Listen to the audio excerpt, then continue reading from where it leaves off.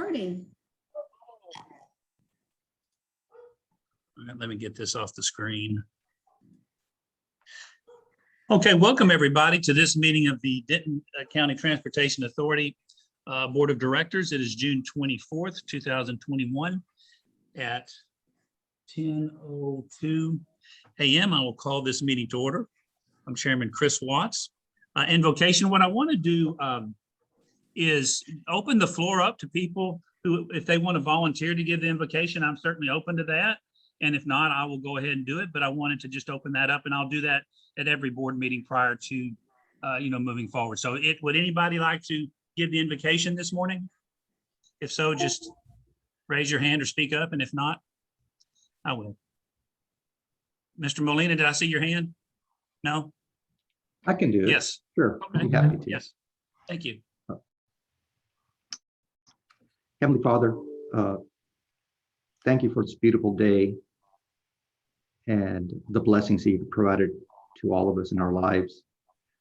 Please grant us your wisdom and your patience as we work to do the important business of the Denton County Transportation Authority. I ask this in your name. Amen. Amen. Amen. Thank you, Vice Chair. Thank you, Vice Chair. Are there any introductions that we need to make this morning? Any introductions? If not, any public comment? I did not receive any public comment to read. And is that correct that we don't have any to read into the record, at least of that type of public comment? We do not have any comments to read. Let me check and see if there's any hands raised in the audience. Yes, ma'am. Hello, I'd like to raise my hand, please. Yes.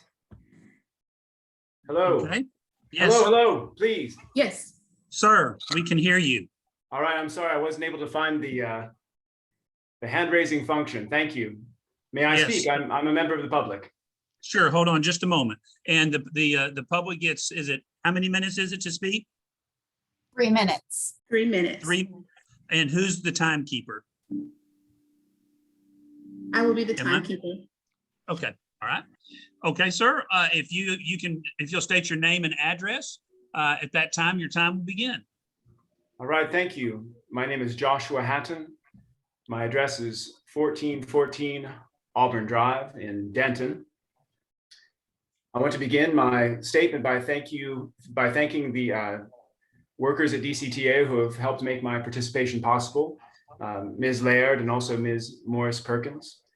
I am an organizer of the No Bus Cuts Denton campaign that opposes the Go Zone proposal that you'll be considering at your next board meeting and voting upon. We oppose the Go Zone proposal because it's bad for bus drivers, bad for bus riders, and bad for Denton, the larger community in Denton. Of course, it's going to lead, the bus cuts of the Go Zone will lead to job losses by bus drivers. The bus cuts will also lead to bus riders being left out, especially those who either don't have access to a telephone or do not have access to credit card or debit card. And more broadly for the larger community of Denton, and this could go for Denton County as well, the plan would take money, wealth of the people of the county, and rather than keeping it in our community, send it to a multinational corporation in New York City. So those are the reasons why we oppose the Go Zone proposal. On Tuesday, our campaign hand-delivered 563 signatures on petitions and comments to the DCTA office. And I've emailed those as well to all the members of the board and also the members of Denton City Council. These signatures were put together on an online petition through change.org, but also through last Saturday's community event, the Juneteenth celebration in Southeast Denton, where we gathered 53 more signatures in opposition to the Go Zone plan. The effects of our campaign are already being felt. For example, the negative feedback that DCTA itself is receiving, and which you'll be discussing on agenda item 7, is a result of our campaign largely. Also, at Tuesday's City Council meeting in Denton, we were able to prevent the renewal of a consulting contract for Bird Advocacy and Consulting, who was listed on city documents as an architect of one of the Go Zone proposal. So I would ask, we ask our campaign, we ask the board of directors to not approve the Go Zone proposal. Okay, Comments? is that the balance of your comments? That's it, unless I have a chance to answer questions from board members. I don't see any hands raised at this time. I am going to take a little bit of license to correct, I think, a factual inaccuracy, and that is about Bird Advocacy. Bird Advocacy was not the architect of this proposal, so I'm not sure exactly where that originated, but that's just patently not accurate. So, Well, I can, thank you. well, yeah. So I just want to tell you that that's. I mean, you stated that as a fact, and I'm not going to debate it with you, but that's not accurate. Well, I can tell you exactly where it comes from. It comes from Exhibit 1 from Denton City Council's discussion on Tuesday's meeting. That's the Denton City Council backup. That's not, so I appreciate if that's where you got it, then I will reiterate to them, if that's what that states, it's not accurate. So appreciate you calling in, and I don't see any other questions. Thank you, sir. Mm-hmm. Okay, and as a housekeeping matter, I've got to be at another meeting at 2:30. So I wanted to see if the board was okay. We got, I mean, all of our agenda items are important. So let me just state that off, right off the bat. But we got 2 that I think are critical that I don't want to necessarily have an opportunity to miss. And that is the DART lease discussion and also the Go Zone discussion. So I was wondering if there was any objection, and I sent Raymond a text about this, and if staff's not prepared, that's fine. We'll deal with it. But I was wondering if there was any objection to moving those up in the agenda past the consent agenda. And if there is, no problem. I think we'll get to them. I just wanted to make sure that we weren't pressed on time in that regard. So if there is an objection, I have no problem with that. But I wanted to put that out there for the board to consider. Chair, and thank you for that. I actually have a funeral that I would like to attend today at our church around 3:30. So if we could get through it and get the important stuff done, I'd be in favor of that as well. Okay. Are there any objections? Okay. No, Well, we'll go. sir. Okay, we'll go through the consent agenda, and then what we will do is we'll move those up, but I'll look at them as we come forward. Okay, seeing no more public, do we have any more public comment that is wanting to that has raised their hand? Let me I check. see a raised hand. I see a raised hand for Kelly Shields. Is that for public comment? Let's see. I don't have a raised hand, I'm sorry. No, Oh, okay, I'm sorry. There was a little hand print on your name. I apologize for that. no, Okay. Chair, I do not see any raised hands. Oh, I think that match actually would have been the cursor. Sorry. I think the hand was the cursor. So I apologize, Kelly, for that. That's mine. Shows my technological inadequacies. All right, then we'll move on to the consent agenda. We've got looks like 5 items. Are there any questions on the consent agenda for staff? You see the items There here. was. Yes, go ahead. I just, will this be the last extension that we see on item 5? Yes, sir. This would be the last extension unless there is a joint agreement between or joint proposal between DART and DCTA to propose service to Collin County Transit. And we would bring that entire agreement back to the board for review and discussion prior to any asking for any sort of approval. But this would be the last extension. I sincerely hope so. Any other questions for the consent agenda or clarifications?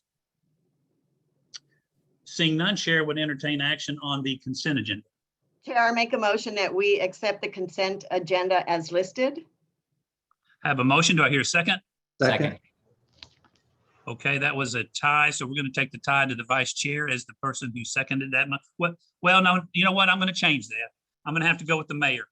Yeah, I'm going to have to go with the mayor. Sorry, vice chair. We'll do a dual. Everybody's a second on mayor that. around here except me. It'll work out in the wash. Yes, We it are will. no respecter of persons.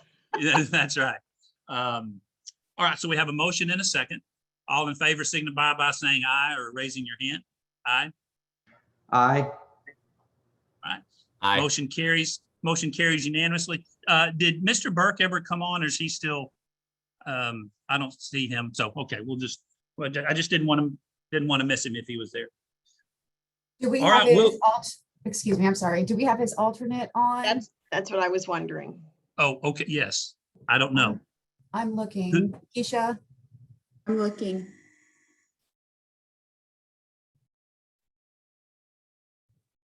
I don't see either county alternate on. No, Okay. I do not see.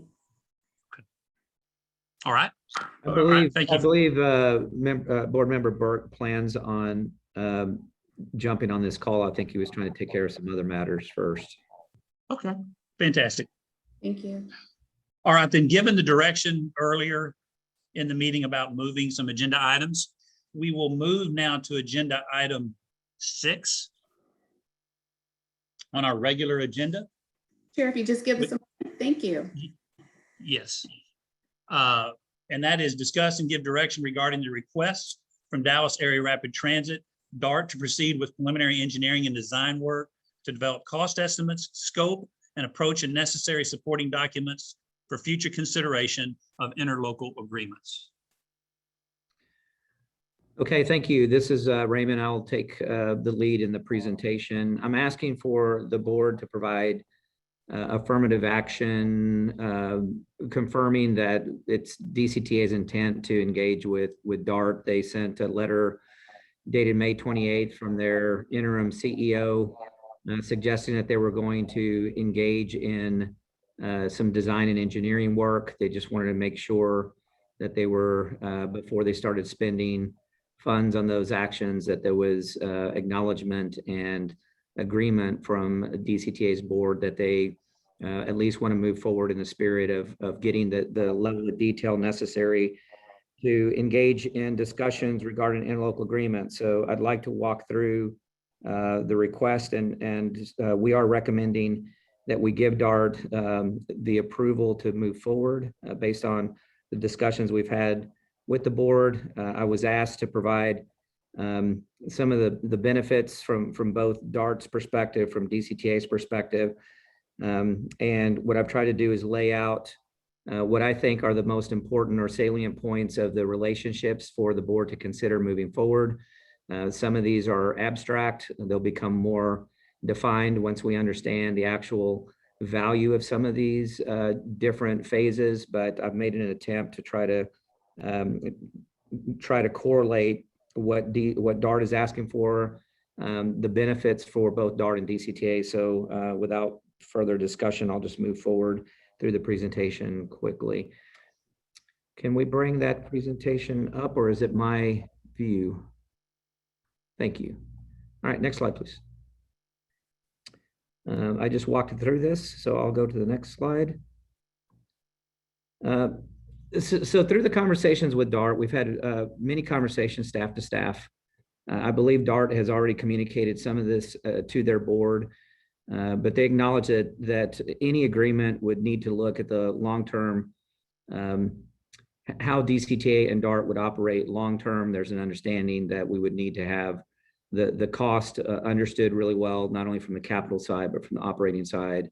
And then we would ultimately, that DART would be responsible for the improvements associated with the capital and also their fair share of the ongoing operating expenses. They also understand that we would want to address the corridor rental agreements, and that's further in the discussion. I'll walk through what that means.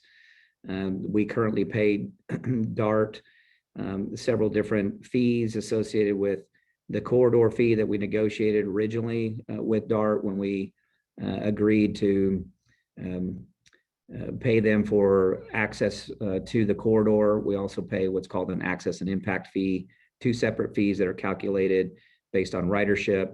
Again, I'll walk through that in more detail. But they understand that we would want to look at that as part of this agreement because they also, in coming from Trinity Mills into our facility, they would certainly be using part of the corridor that we're paying for. So they're impacting our operation as well. I'll get into that in more detail. And I believe there's opportunities for both to sit down and have a very good conversation about what that looks like moving forward. They also understand that we want to explore service down to Carrollton, extending A-train service down to the Carrollton station from Trinity Mills to Carrollton. And we've had some discussions about what that might look like, that it's further detailed. But while they acknowledge it, they feel like we need to get, which I agree, that we need to get more specificity around the cost of some of the upgrades so that we know what the value is of all the different pieces that we're talking about negotiating moving forward. Next slide, please. So the considerations or deal points from my perspective for the board to consider is certainly working with DART provides regional collaboration opportunities. It provides a direct path, one seat ride, assuming that we get down to Carrollton and we move forward collaboratively, that we would provide our passengers with a one seat ride to the Silver Line. There's benefits from a ridership perspective to be able to connect seamlessly these two different rail lines. So DART would also see hopefully increased ridership, better transfers, not having to take a two-seat ride to go from the Silver Line onto the Green Line, then onto the A train. I think both agencies feel like that's something that makes sense regionally, and we both benefit in different ways. Certainly from a cost-effective perspective, DART would, I think of the options that DART has looked at, they've looked at multiple options to locate their own maintenance facility along their portion of the Silver Line. I know they've been in discussions with Trinity Metro about their O&M operating facility because it also is on the same Silver Line alignment, but there's some challenges there as well, just like there are with ours. But everything that I can tell from the conversations that I've had with DART, they feel like our facility presents the most cost-effective solution at this point, and gives us the ability to share operating expenses, to use the corridor that we already share more effectively and efficiently.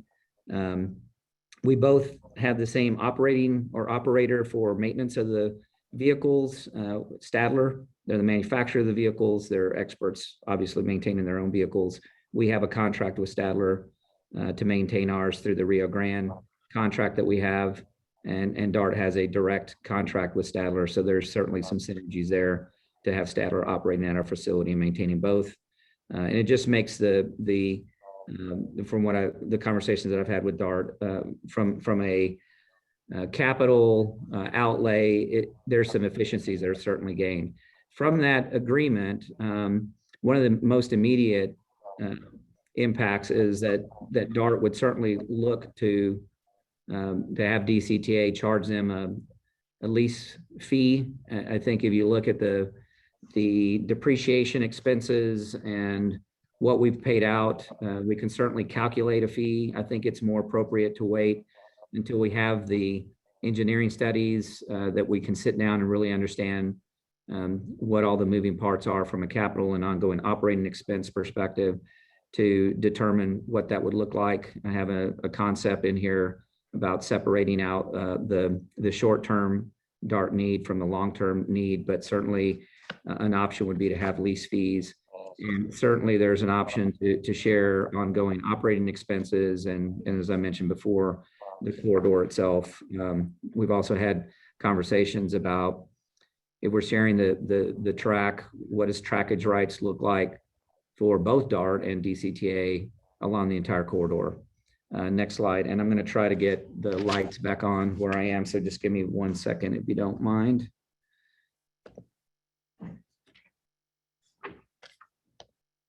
Thank you. The benefits to DART from operating with DCTA, it certainly would meet their silver line schedule. There's been a lot of conversation with DART about the silver line schedule itself, maybe extending out. So they're trying to get a better handle of what vehicles they're going to receive and in what time frame. But it's clear that they're going to be receiving at least 2, maybe 3 train sets. They need a place to commission, test them, and certainly that means that they're going to need access to our corridor at nights to run their vehicles to actually get them operationally ready. The proximity to the Silver Line corridor makes a lot of sense for DART to use the DCTA rail O&M facility. It's not only cost effective from a capital perspective, because our facility was designed to expand for this intent. So I think once the engineers take a look at it, there's already been some very preliminary engineering estimates done. I think this is very cost effective for DART to do. And it's one of the main reasons that they feel like this is a smart way for them to go. And of course, sharing the operating expenses makes sense. The other potential benefit is when and if DCTA decides to get to Carrollton with A-train passenger rail service, it would increase the track speed from what's called Class 2 to Class 4. And currently the track is at what's called a Class 1, which is acceptable for freight, but it's at a very low operating speed. DART is having to look at upgrading the track to stay compliant with the vehicles that they're purchasing, to upgrade the track to Class 2. What that really means is that they would have the opportunity to run along that corridor from Trinity Mills to Carrollton at 30 miles per hour.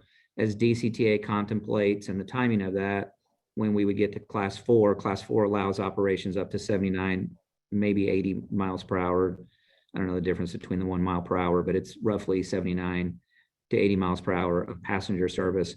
Now that would require some additional signaling, potentially grade separations from quiet zones. So there's some significant costs associated with upgrading to Class 4, but DART proposes to do some preliminary engineering to figure out what the cost of that's going to be. And then both sides are going to sit down and try to figure out, well, what are the advantages, because DART does get some technical advantage and operational advantage. If we were to upgrade to Class 4, then they would also be operating at much faster speeds. But there's a lot of technical detail that still needs to be worked out. From the DCTA perspective, the biggest opportunity here, obviously, is to work with DART on other aspects, as I'll get to. I just copied these advantages over from the one before because they're similar to what the DART needs are. And so I'll just go to the next slide. But before we do that, the last bullet I think is important. DART feels like technically there would be advantages for them to have DCTA manage the design and engineering of the project on the corridor. There's certainly some risk associated with that. They recognize that it would be a lift for DCTA to take that on, but there's also a belief that because we're a smaller agency, we can probably work through our processes faster. They're confident that we can achieve the work on both agencies' behalf should we get to that point. So there is a request, although they're willing to look at options, but they're requesting that DART and that DCTA and the DCTA board consider that as an option, that we would take the responsibility for managing it. We have not made any, we have not given them an indication that we will or will not do it. I think they recognize that it needs to be a discussion with the board, because there certainly would require us to take on some project management and hire some design and engineering firms to accomplish the work.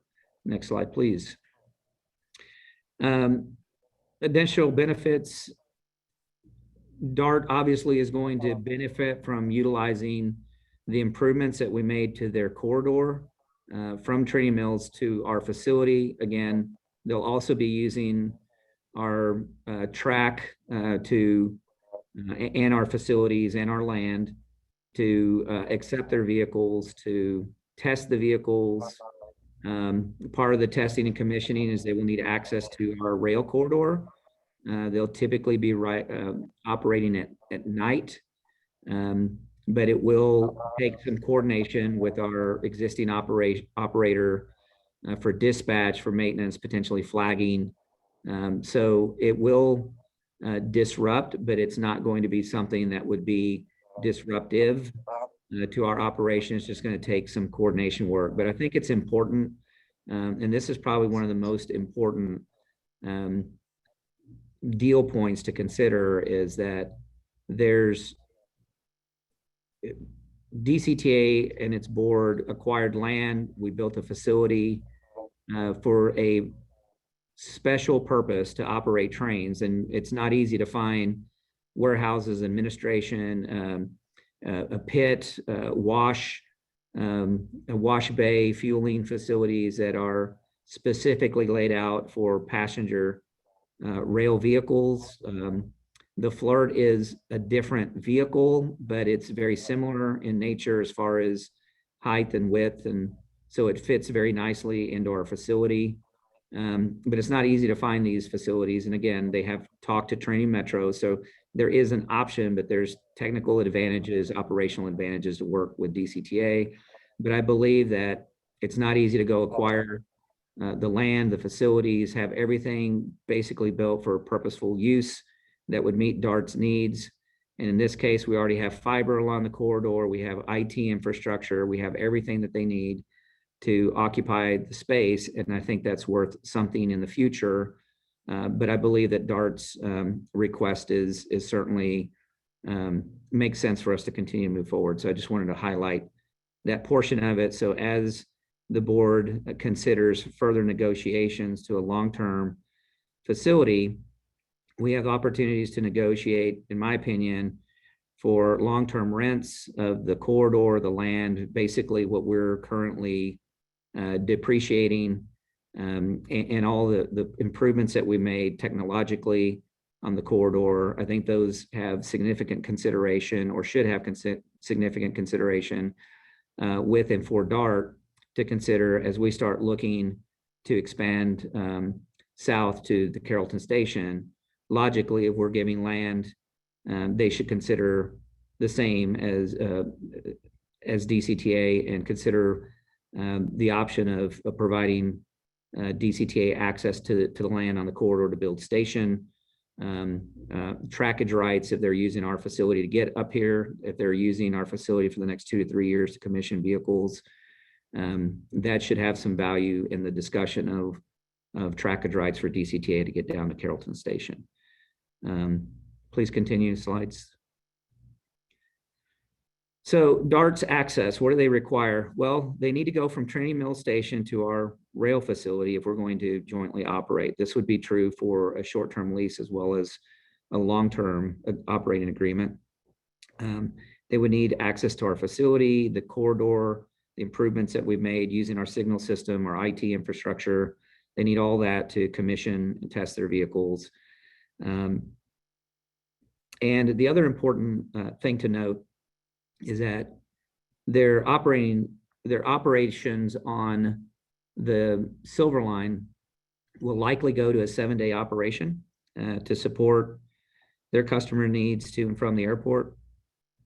They tend to operate longer hours, although I don't know exactly what their operating schedule is planned at this point. So it's going to put some additional strain on our dispatch folks, some of our operating folks, to keep the facilities open longer once they get into operations. And I don't believe that's going to be necessary in the first 2 to 3 years, because they'll just be testing their vehicles.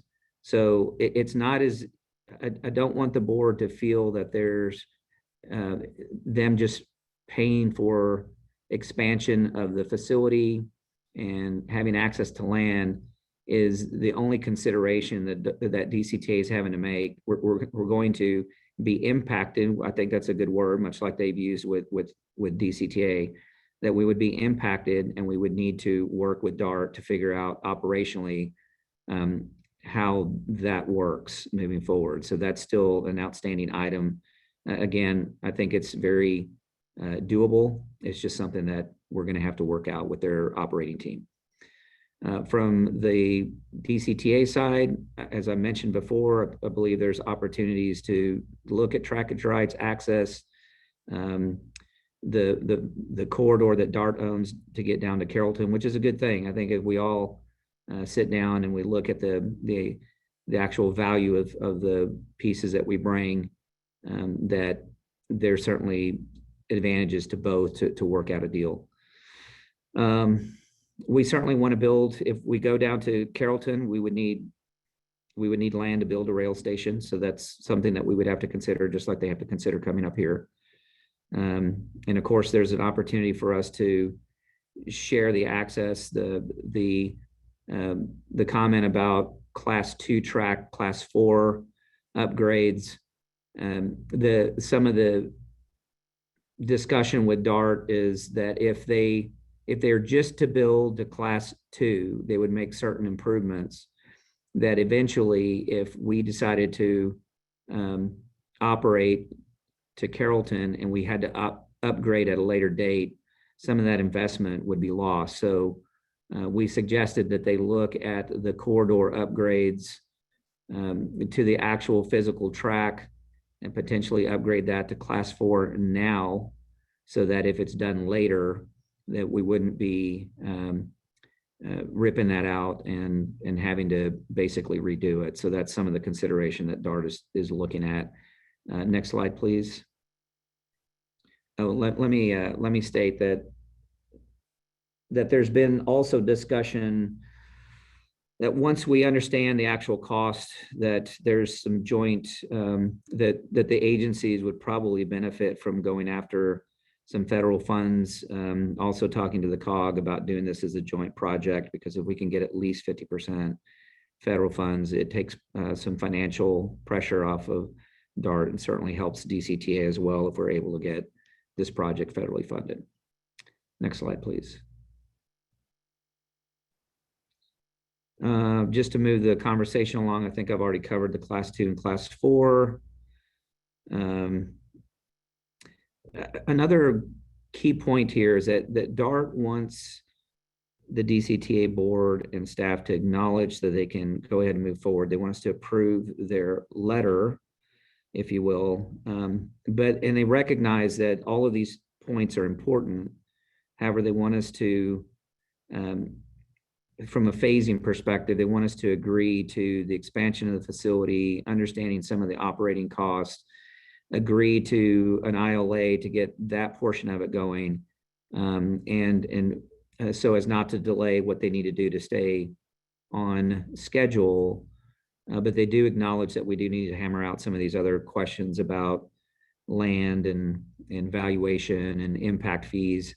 But that's probably a more protracted discussion that needs to happen between staff and the boards of both agencies. So I think it's an appropriate ask to say, let's see if we can iterate an ILA as we move forward. Next slide. Currently, we have an ILA. As I mentioned, we have a corridor agreement that DCTA signed for roughly $17 million. We paid an upfront payment of $15 million. We have annual payments. The annual payments currently are $100,000 a year through the end of the term, which is 2030. We pay an access impact fee. The two fees combined are roughly $18,000 a month. I think DART's lease, while I don't have a number on it, I think there's certainly an opportunity to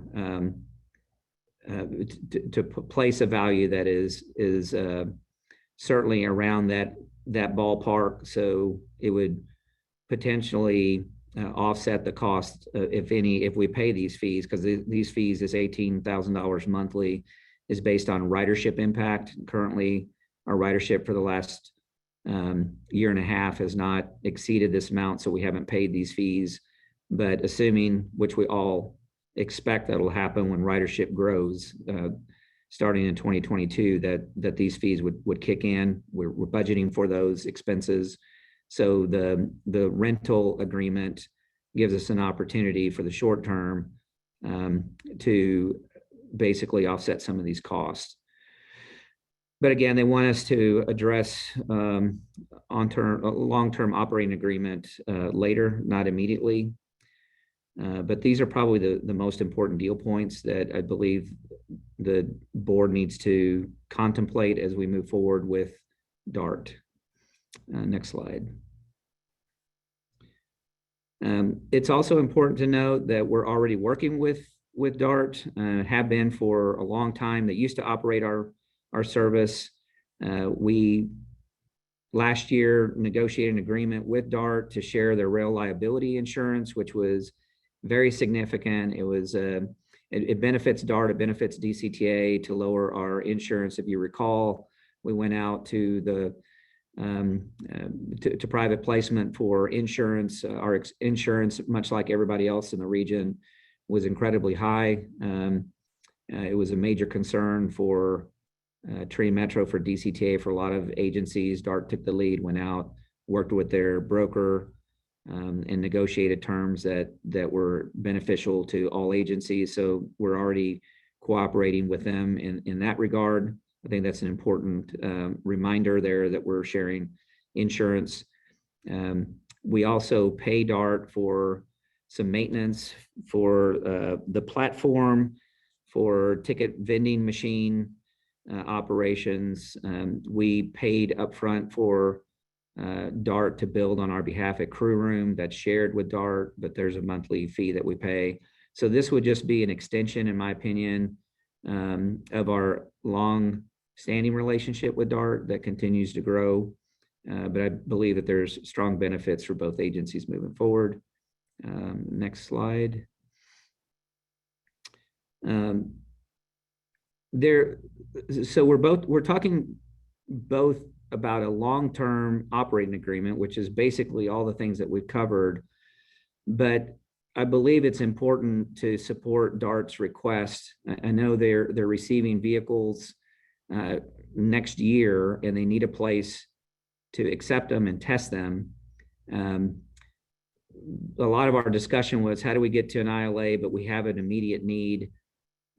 I've suggested that we break the two portions apart, and suggested that we do maybe a 2 to 3 year operating lease, shared lease agreement, so they can accept their vehicles, utilize our facilities, accept their vehicles, test them, and bring that to both boards as a lease agreement between the two agencies. Again, this is a suggestion. It hasn't had a lot of movement, but I believe that they're supportive of the idea to do this, because I think the short-term need is very different than the long-term operating agreement. So I think if the board agrees, that it would be our recommendation to approve their request to move forward with the preliminary engineering and design, and then have the two staffs work on a temporary lease agreement with DART to facilitate their short-term needs. And I believe that's the last slide. Yes, so I'll answer any questions at this time. Okay. Board members, I've got a few, but want to open it up to my colleagues. Questions, comments? I'm scurrying to find who's got their hand. Mayor, you look like you. Yeah, I'm not sure how to. If I miss a raised hand, yes, go ahead, Mayor. Yeah. Sure. And I've got a few too, but we'll pepper them back and forth, I'm sure. Raymond, what did we originally go in and ask for in this conversations? And the reason I'm asking that is, it seems like if I remember right, we asked for quite a bit when this first started, and now we're looking to approve an ILA that basically says we're not going to do anything and we're just gonna expect good graces? Well, we're not approving an ILA. They want acknowledgement that we want to continue to move forward with them so that while they're spending engineering dollars, that we're interested in the concept of getting to an ILA. So that's number one. What we requested, which I think is laid out in the document, is access down to Carrollton, the ability to build a station proximally to the Green Line / Silver Line station, the ability to operate, so trackage rights. All of those things would be required in order for us to get down to Carrollton and operate. We put a proposal together and we shared it with the board many months ago. That was a very high price tag to do all that. Right. To operate at passenger rail service speeds, while we didn't get into a lot of engineering, there are multiple crossings, so we'd have to look at quiet zones. There's the potential for a grade separation. I don't know that it's required yet, but grade separations means bridges over wide corridors, traffic corridors, and they can be very expensive. So the estimate that we had received at that time was pretty significant. I think everybody kind of went, oof, let's put that on the back burner. But that's what we asked for. That's reminding me where we are, and I get that. I have no interest in holding up the ILA. What I'm worried about is that letter pretty much says all of your concerns are valid. Give us what we want, and we'll move on. And I feel like we might be losing a little bit of leverage there, especially in the concept of maybe, let's get a 2 to 3 year short-term lease on the facility, but can we talk a little bit, or do we have the ability to say, this is the impact fee and then this is the lease? Can we balance that out in this first step? And then step 2 would be, a full class 4 upgrade, all of the federal grant stuff for DCTA, those types of things. Yes. Exactly why we're here. And I laid it out the way we did. I think the lease agreement solves the pressure that we were under. I've made many presentations to this board. I had to communicate back to the interim CEO that there's a disconnect between what DART wanted as far as answers from DCTA. Let's get an ILA done. And I just didn't feel like we had enough answers.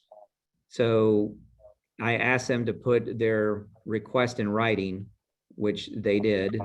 And they're still trying to work through. They don't have all their answers yet either. I think that's part of the issue. So I think it's very wise for us to say, look, we'll facilitate the lease agreement. I believe that the attempt from DART's letter was to say, let's go do our homework. Let's get more specificity around all of these working components, what we actually think they're going to cost. Because there's some complexity there. There's signal, there's fiber, there's PTC, there's a lot of things that need to be considered. And then once we have that information, which by the way, they expect to have probably July, August timeframe, we can sit down at that point before we sign any long-term or agree to any long-term ILA, that we would have those answers. We could sit down and negotiate that with more confidence on both sides. I just felt like we were moving too quick. I believe they feel the same way, and why they laid out the letter. The language they use in the letter may be not the way we want it. Certainly that's part of why I'm asking for feedback from the board. So thank you for that. Okay. Any others? Mayor Gilmore, for now? I'm good. I think I see a hand. Yeah. Vice Chair Molina. Vice Chair Molina? Thank you, Chair. What I want to see come out of this is that we end up with a good win-win arrangement. I am interested in continuing this discussion and giving the direction to the staff to continue the discussion. I think this is a good discussion. I would have the same concerns that Mayor Gilmore had. I want to make sure I want to be a good partner, but I do want to make sure we're treated fairly. And so with that respect, I mean, I'm forward continuing the conversation and giving the direction to the staff to continue the conversation on this topic. Thank you. Okay, thank you. Anyone else? Okay, I've got a couple of comments if I don't see any other hands. I watched the DART presentation, which was, I think, on Tuesday I think it's Tuesday Tuesday, I think it was. On this item, they had an agenda item on this item. So I watched it, and they also had a presentation. So I first of all, I am for moving this conversation forward. And as according to their presentation, they do bifurcate it into two types of agreements and negotiations, so to speak. One is the lease agreement that Raymond, you had talked about. And they had presented that they wanted that a lease agreement. I think the timeline on that was somewhere in August. And what they showed is that lease agreement was, the special tent area, if they decide to do that, just the yard area. So you know what they're needing for that lease agreement.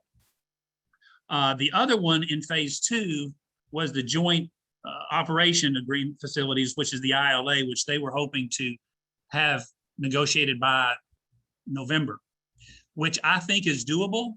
And I don't think that we have to exclude in those discussions some of these things that have been discussed, like this impact fee from going from at the Trinity Mill Station, where we're putting more capacity onto DART. And, I think we can talk about that in lieu of, they're going to be leasing from us, we're going to be leasing from them. That's going to be an easy thing to discuss.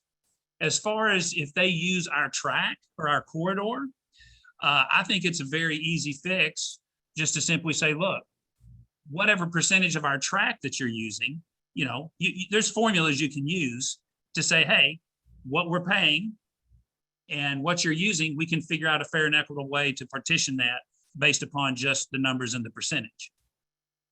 As far as long-term lease agreements, we can discuss that. And I'll tell you that to me, the most important thing is, first of all, I think DART is, I'm going to start out with the benefit of the doubt that, clearly I believe they're acting and they think we're acting in good faith, and we all are acting in good faith. And we're wanting to make sure that this is a win-win, understanding that, DART tends to have more leverage just because of the size of their organization and the business relationships that we have. But by no means do I believe that means that they're more willing to take advantage of that. And I don't think anybody on this board or staff believes that either. So I want to make sure that, if anybody is listening from DART, or if they go back and review this, that I feel fully confident that all sides are really trying to find a way to maximize the public transportation in the region. And given their analysis of the Irving facility and seeing that, well, here, we can work with DCTA, and, DCTA, let's admit it, DCTA and DART have not always enjoyed, a relationship that, we would have all hoped for, but I think we've gotten that back on track. And I think this is part of the evidence of that being back on track. So I feel confident that by November, some of these important things that y'all have mentioned, that you want to make sure that they're not pushed too far out, because they're really things that I think are, not minor, but from a numbers perspective and from a deal point perspective, are pretty easy, I think, to hammer out. I think the more difficult part, and maybe difficult's not the right word, challenging part is, and as I thought through this, I really even wonder if we need to do it as I've learned about it, because is this class 4? So my understanding after watching the DART presentation and also researching and asking, Denton's consultant, what exactly, is a class 4. And then Raymond, you gave some very good information today that I need, that was important to me. And that is a class 2, you can drive 30 miles an hour, I think is what you said. And on a class 4 is up to 80, so when I hear class 4, I think, oh yeah, we need to do that. We need to do that. We need to do that. And that, laying the track is one thing, putting bridges in, quiet zones, grade enhancements. The estimate on that from what I've heard is, $30 to $40 million.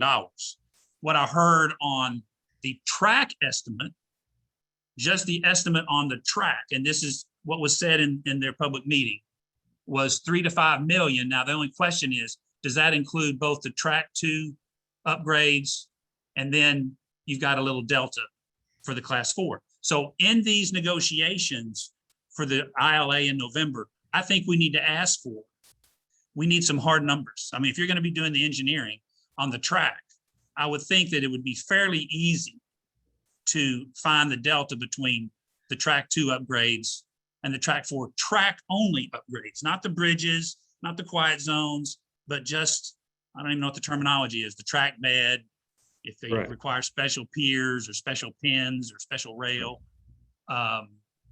And I think, I personally believe and would like to really make it a goal that by the time we hammer out whatever we hammer out with the ILA in November, those numbers will be known. And we will also know who is going to contribute to that and what, because I think it's going to be a small enough number, relatively speaking, that that we'll be able to do that. But this is really my question though, and Raymond, you might be able to help me on this just on the technical aspect. My understanding is the class 4 track is simply the segment from the Trinity Mill station to the Carrollton station. Am I correct in that? That is correct. Right? Yes, we already have class 4 track that we operate on. And then there's Yeah. class 4 track that they'll build on the other side of On the Silver Carrollton Line. station. Yeah. Correct. And so, It's roughly 2 miles. Okay, It's 2 miles. It's under 2 miles. so this is my thought. So if we're looking at an extra, and I don't know what the number would be, that's why the number is important. Because if you've got bookend stops on each end, first of all, you're never going to get up to 80 miles an hour. I mean, I mean, you're going 2 miles, you're going to, so I say all that to say, the difference between arriving at 30 miles an hour and the amount of time that it takes to get there, to get up to some speed from a dead stop at Trinity Mills to going to another station and then having to slow down and stop. And I'm not saying this in a sense of trying to be opposed to this. I'm just saying, I think these are considerations that we need to, this data we need to know, so that if, let's say our portion is a few $1 million, if it saves somebody 2 minutes, it would be interesting to know that data. So when you shared your miles per hour, and I know nothing about any of this, I'm going to be honest, but I just do know when you're going from one stop to another stop, I guess on a train, you can speed up to 80 miles an hour within a mile and a half and have enough time to slow down by the time you get to the other end. So I throw that out there, not to get an answer today, but just so that some of that data, if they have that, or if, as they're developing the engineering, I know there's a lot of smart engineers out there that could probably tell me that answer in about 10 minutes. So that's I've been sort of around it. I've been around it long enough. Let me give you a couple of data points. Sure. DART does not need to operate from our facility to the Silver Line at passenger speed, because they're not carrying passengers until they get on their line. So that's one data point. Another important factor is when you are on a vehicle and it's traveling at 30 miles an hour for 2 miles, you know what that feels like in a car versus 60 miles an hour. It does impact the passenger experience. Now, there's no disagreement that this travel speed, let's say it's the difference from 30 to 80 is 50 miles an hour. So you're probably not going to spend more than a handful of minutes on that particular vehicle longer. I think that's what you're saying. It's like, do we really want to spend the money to do that upgrade? It's something we certainly should look at. The important piece, though, is you multiply that times 60 trains a day, and there's a multiplier effect that needs to be considered. The other portion that I've made clear to DART, and I believe there's some acknowledgement, is that if there's, for whatever reason, a train that fails, or they need to get another train onto their corridor, and we're operating at 60 miles an hour, everybody's operating at 30 miles an hour through that, I'll call it we don't want it to become a choke point. If for whatever reason, DART needs to get somebody down there in the middle of us running 64 trains a day. And so all of that to say that we need to sit down with DART's operations team and model how all of that would look. But I'll make this last statement, that we have an opportunity with DART, and I think they're in agreement with this, that once we, to your point, once we understand all of the cost to the best of our ability, some of these will be high level engineering estimates for the upgrade to class 4, that let's say it is 40 or 50 million dollars just for this portion of it. I'm not ballparking what the total cost of the project is going to be, but if we can get minimally a grant for 50 or 50% of it, and it's $50 million, then the agencies are looking at collectively $25 million to upgrade the track to class 4. So I want to make sure that we're bringing, I'm not making a recommendation about that at this point. I think, to your point, we need to understand what the dollars and what cents we make out of it. And I think DART is interested in doing that. And that was part of what they were requesting in the letter, is like, hey, we're going to go spend some money to not only understand what the cost is to get to class 2, but we also want a rough order of magnitude, what it's going to cost to get to class 4. And then let's all sit down and figure out, well, how do we collaboratively ask for a grant? Because I believe that we would be very competitive if we do this together. I also don't disagree that we should negotiate an ILA that includes the discussions getting down to Carrollton. That was one of the first things that I made clear to their president and their engineering team that's working on this, is that that's going to be something that our board wants considered in an ILA.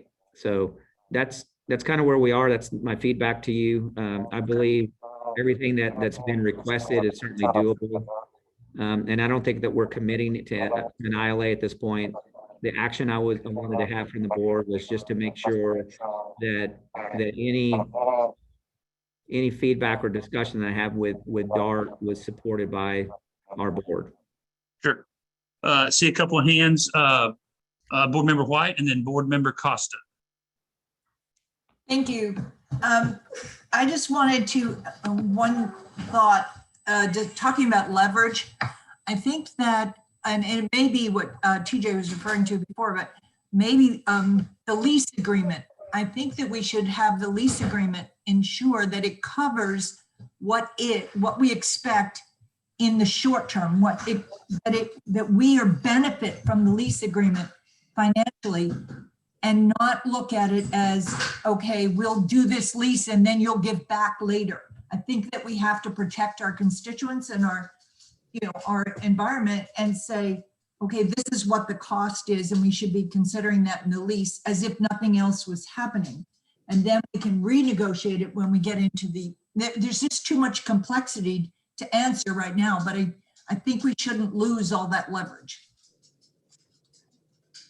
Point well taken. I will say that DART's, their comments from their leadership have been, they're not worried about the lease. They're worried about getting started with the construction of the expansion of our facility.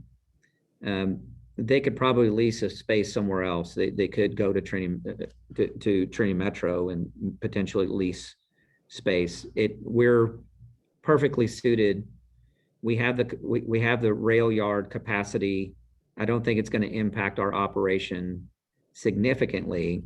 We will benefit from lease payments from DART, because we certainly wouldn't do that for free. It wouldn't be fair to our stakeholders and taxpayers, and they recognize that. They expect that. But I do believe that the long pole in the tent for them, whether we upgrade or don't upgrade, they're certainly understand that there needs to be at least an upgrade to Class 2, and that's on them. They recognize that any facility expansions would be on them. I believe initially they thought, well, we'll pay for the facility expansion, that's it. And I went, wait a minute, you're just not using your portion of the expansion, you're using our facility as well. So you're going to need to utilize the whole facility. And I think that's the motivating factor for DART, is they need to have a plan to support the Silver Line. They don't have another facility at this point, don't want another facility. They want to use our facility. So the motivating factor is, what is it going to cost? Who's going to build it? How long is it going to take to do that?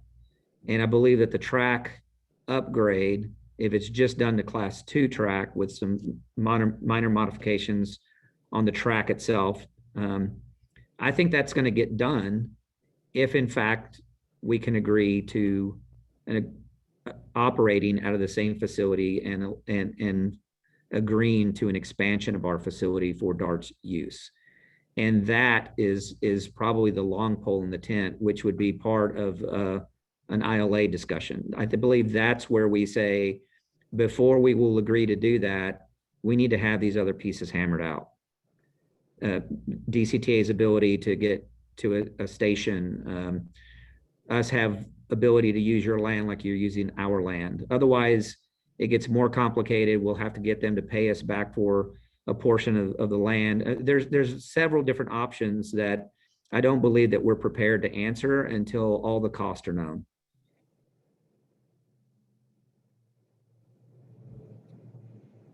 You're on mute, Chair. Sorry, I'm trying to mute so that I don't get the feedback, and then you can't hear me when I need to talk. Chairmember Costa. Thank you. Well, certainly I agree with all the comments. It's got to be a win-win. And this is kind of a discussion that's been going on for several years. I know that I believe that it's still the case that North Central Council of Governments are supportive of this. And I think today what we're being asked is for the preliminary engineering and the design work. And certainly it's, I think we're doing a good job of laying out what our expectations are, which is what I think staff needs to know going forward. I think Raymond's demonstrated his ability to negotiate with DART. And just like you said, Chair Watts, I think the relationships today are much different and better than they were in the past. And I think it can be certainly a win-win, but I think we take one step at a time. And today it's, the preliminary engineering and design work. And so I just wanted to say that I support that. Thank you.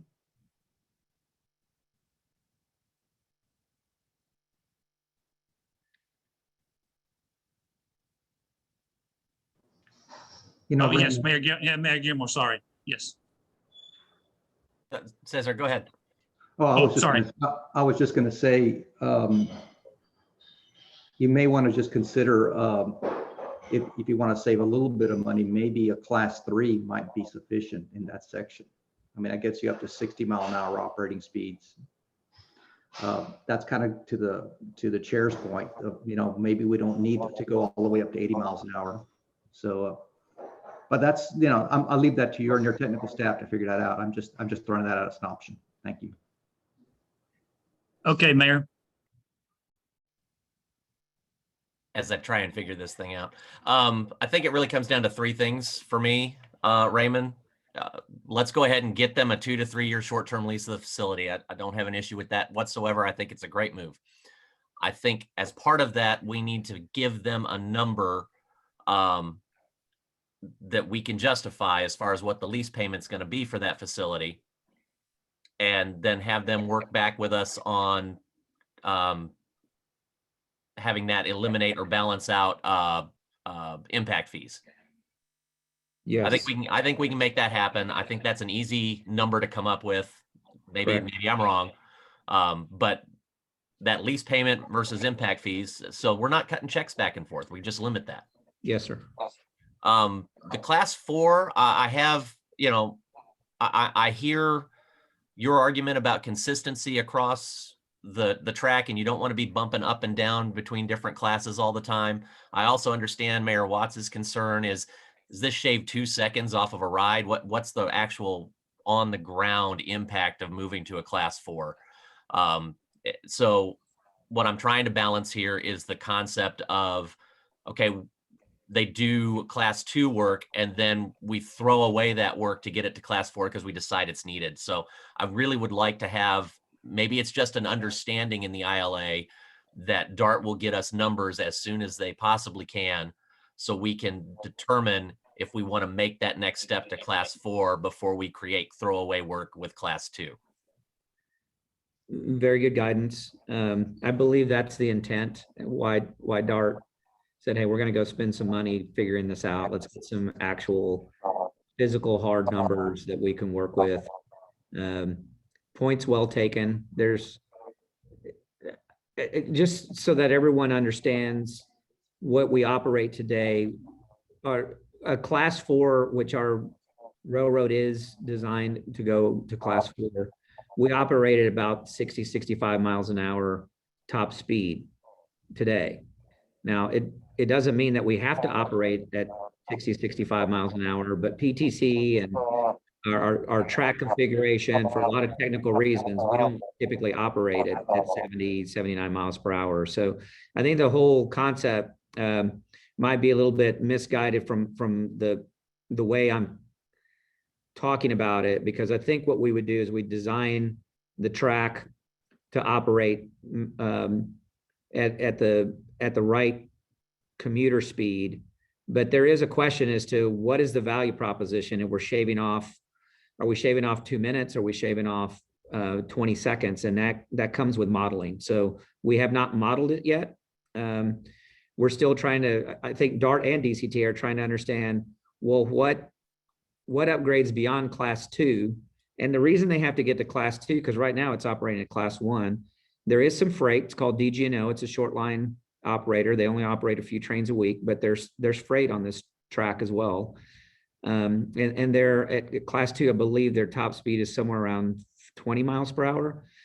But they're required to, for the warranty on their new vehicles, to upgrade it to a class 2. So that class 2 requirement comes from DART. Anything above that would be beneficial to likely to both agencies from just a long-term operating perspective. So those are things that we're going to try to get answers to, including positive train control and any other technical requirements that would be needed.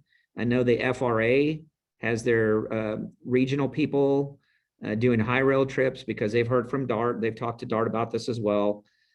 So they're going to be involved in this as well, because I think there's a lot of interest in the regional piece. I do believe all the conversations that we've had with DART have been very collaborative.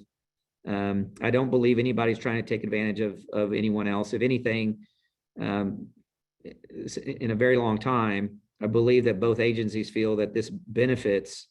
We both have needs. They all get, I think, figured out, but it's only going to get figured out if we continue to cooperate like this. So I'm excited about the opportunity. I'll be more excited once we get the engineering numbers in and we can all sit down and figure out what is the actual cost going to take to make this happen. Great. So what I hear is, so if I'm mistaken, then obviously correct me. What I hear is the direction from the board is to pursue this short-term lease agreement. And, based upon the parameters that have been discussed and parameters that will be discussed with DART, to indicate to DART that, we're in favor of moving forward with preliminary engineering studies and the like, that will also provide DCTA with the data that we need regarding class 4, just the track again. Yeah, the whole corridor to change would be the 40 to 50. But I think that the track issue is, as the mayor had pointed out, is the issue, because if they do a class 2 and we decide not to do the upgrade, if we think we want to do it, then we're going to have to redo it. Whereas if we're doing it right now, that's why I want to know the numbers for, if we were to just, instead of put a class 2 down, or put a class 3 or class 4 or whatever, that, you know, it would be best to do it now.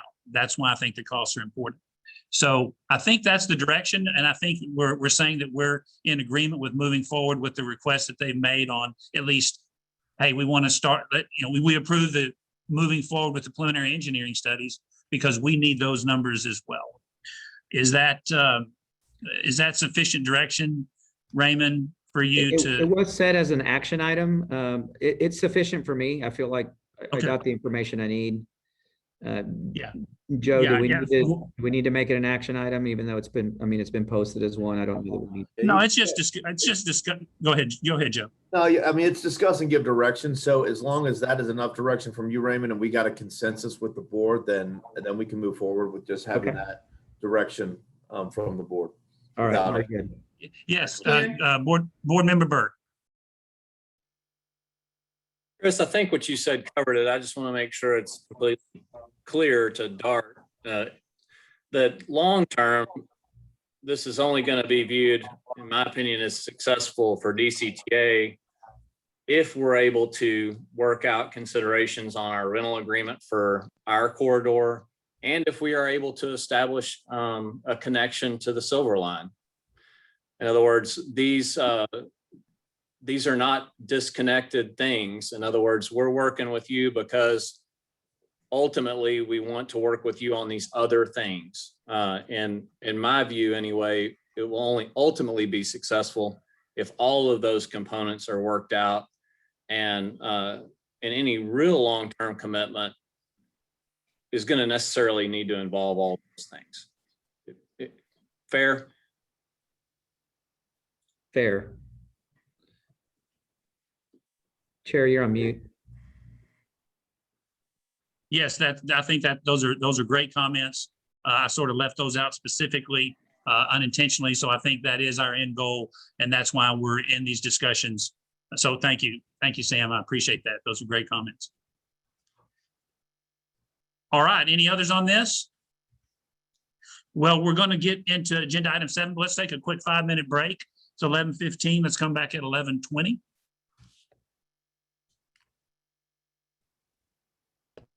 Oh, no, don't need to be.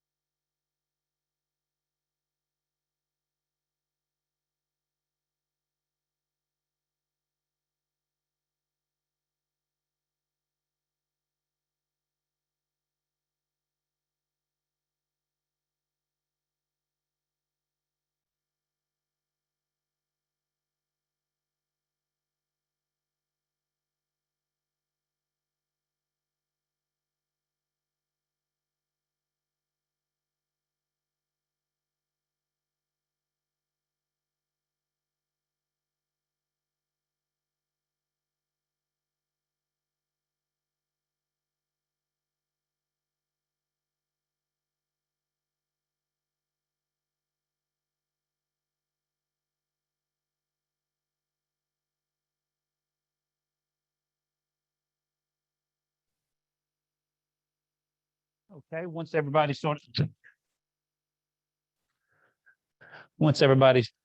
gets ready, let's try to reconvene so we can move forward through our agenda.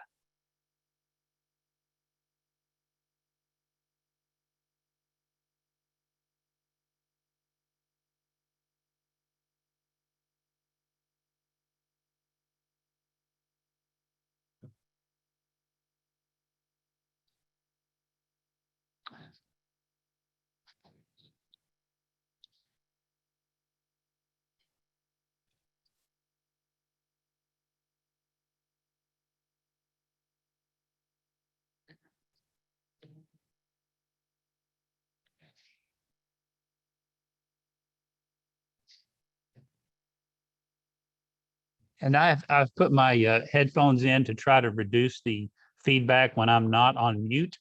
So if you're still getting feedback, just let me know and we'll go back to the other process. But yeah, so just don't hesitate to shout out that put yourself on mute, Chair. Should solve the problem though.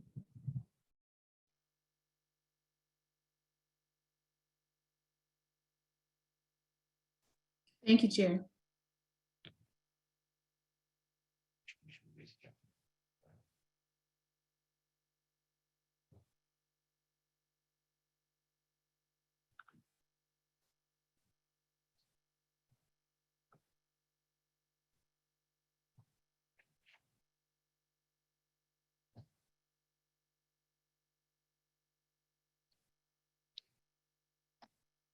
Okay. Looks like we've at least got a quorum, and I believe we'll be joined by Vice Chair, and I thought I saw Mr. Burke. I thought he popped on. And just again, as a reminder, we'll go back to the regular agendas. However, we do have an executive session that we want to make sure that we get to and everybody's here. So if we're not to that portion by about 1 o'clock, 1:15 or so in that time frame, we'll go ahead and jump over there as well, just so we can try to accommodate as much of this as possible. But I think the first few agenda items will go pretty quickly when we get back on schedule, because some of them are, yeah, I think it'll go. I just wanted to make sure I knew these would be, in-depth discussions. So I wanted to make sure that we had enough time. All right, we're going to go ahead and reconvene this meeting of the Denton County Transportation Authority Board of Directors meeting at 11:22 on Thursday, June 24th. We're coming back from our break, and we have decided to move to agenda item number 7. Take the agenda a little bit out of order. We just considered agenda item number 6. So we're moving to agenda item number 7, which is discuss GO Zone public involvement, feedback, and potential service modifications to proposed plan. And again, if there's any feedback that's occurring, just be sure and let me know so I can mute myself to stop that. Thank you, Chair. So I have prepared some slides for today in an effort to present a myriad of things.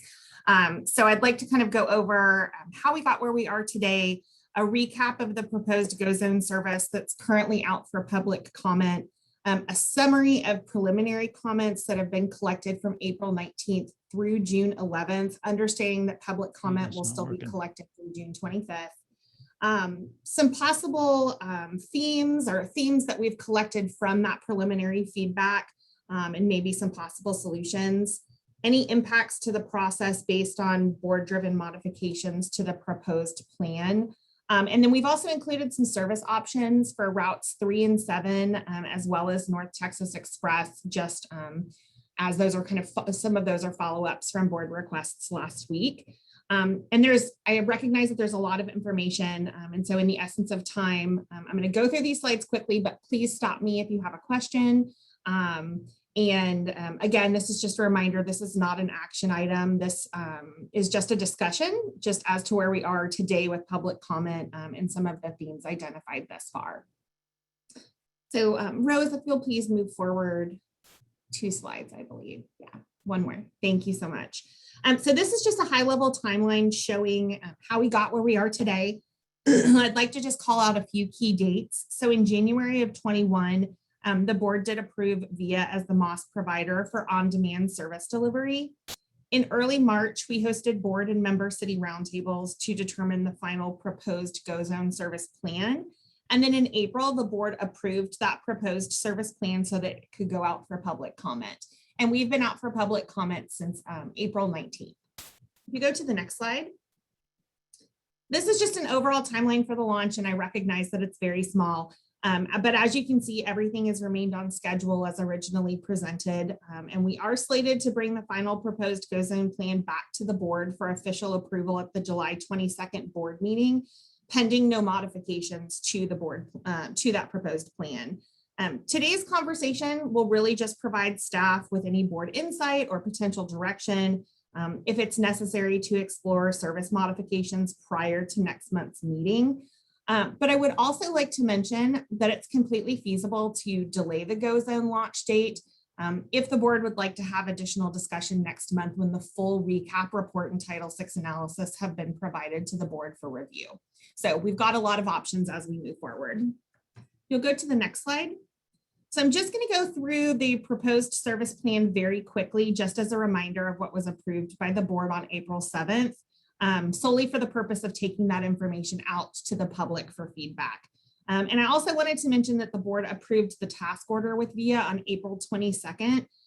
The board approved the base service specifically to allow DCTA and VIA to start the launch process and preparation for that September 7th launch. That approval does not mean that we don't have the flexibility to adjust the base service at any point in time. That approval was simply to allow us to start that launch process with getting the app modified, looking at vehicles, looking at wrap development and things of that nature.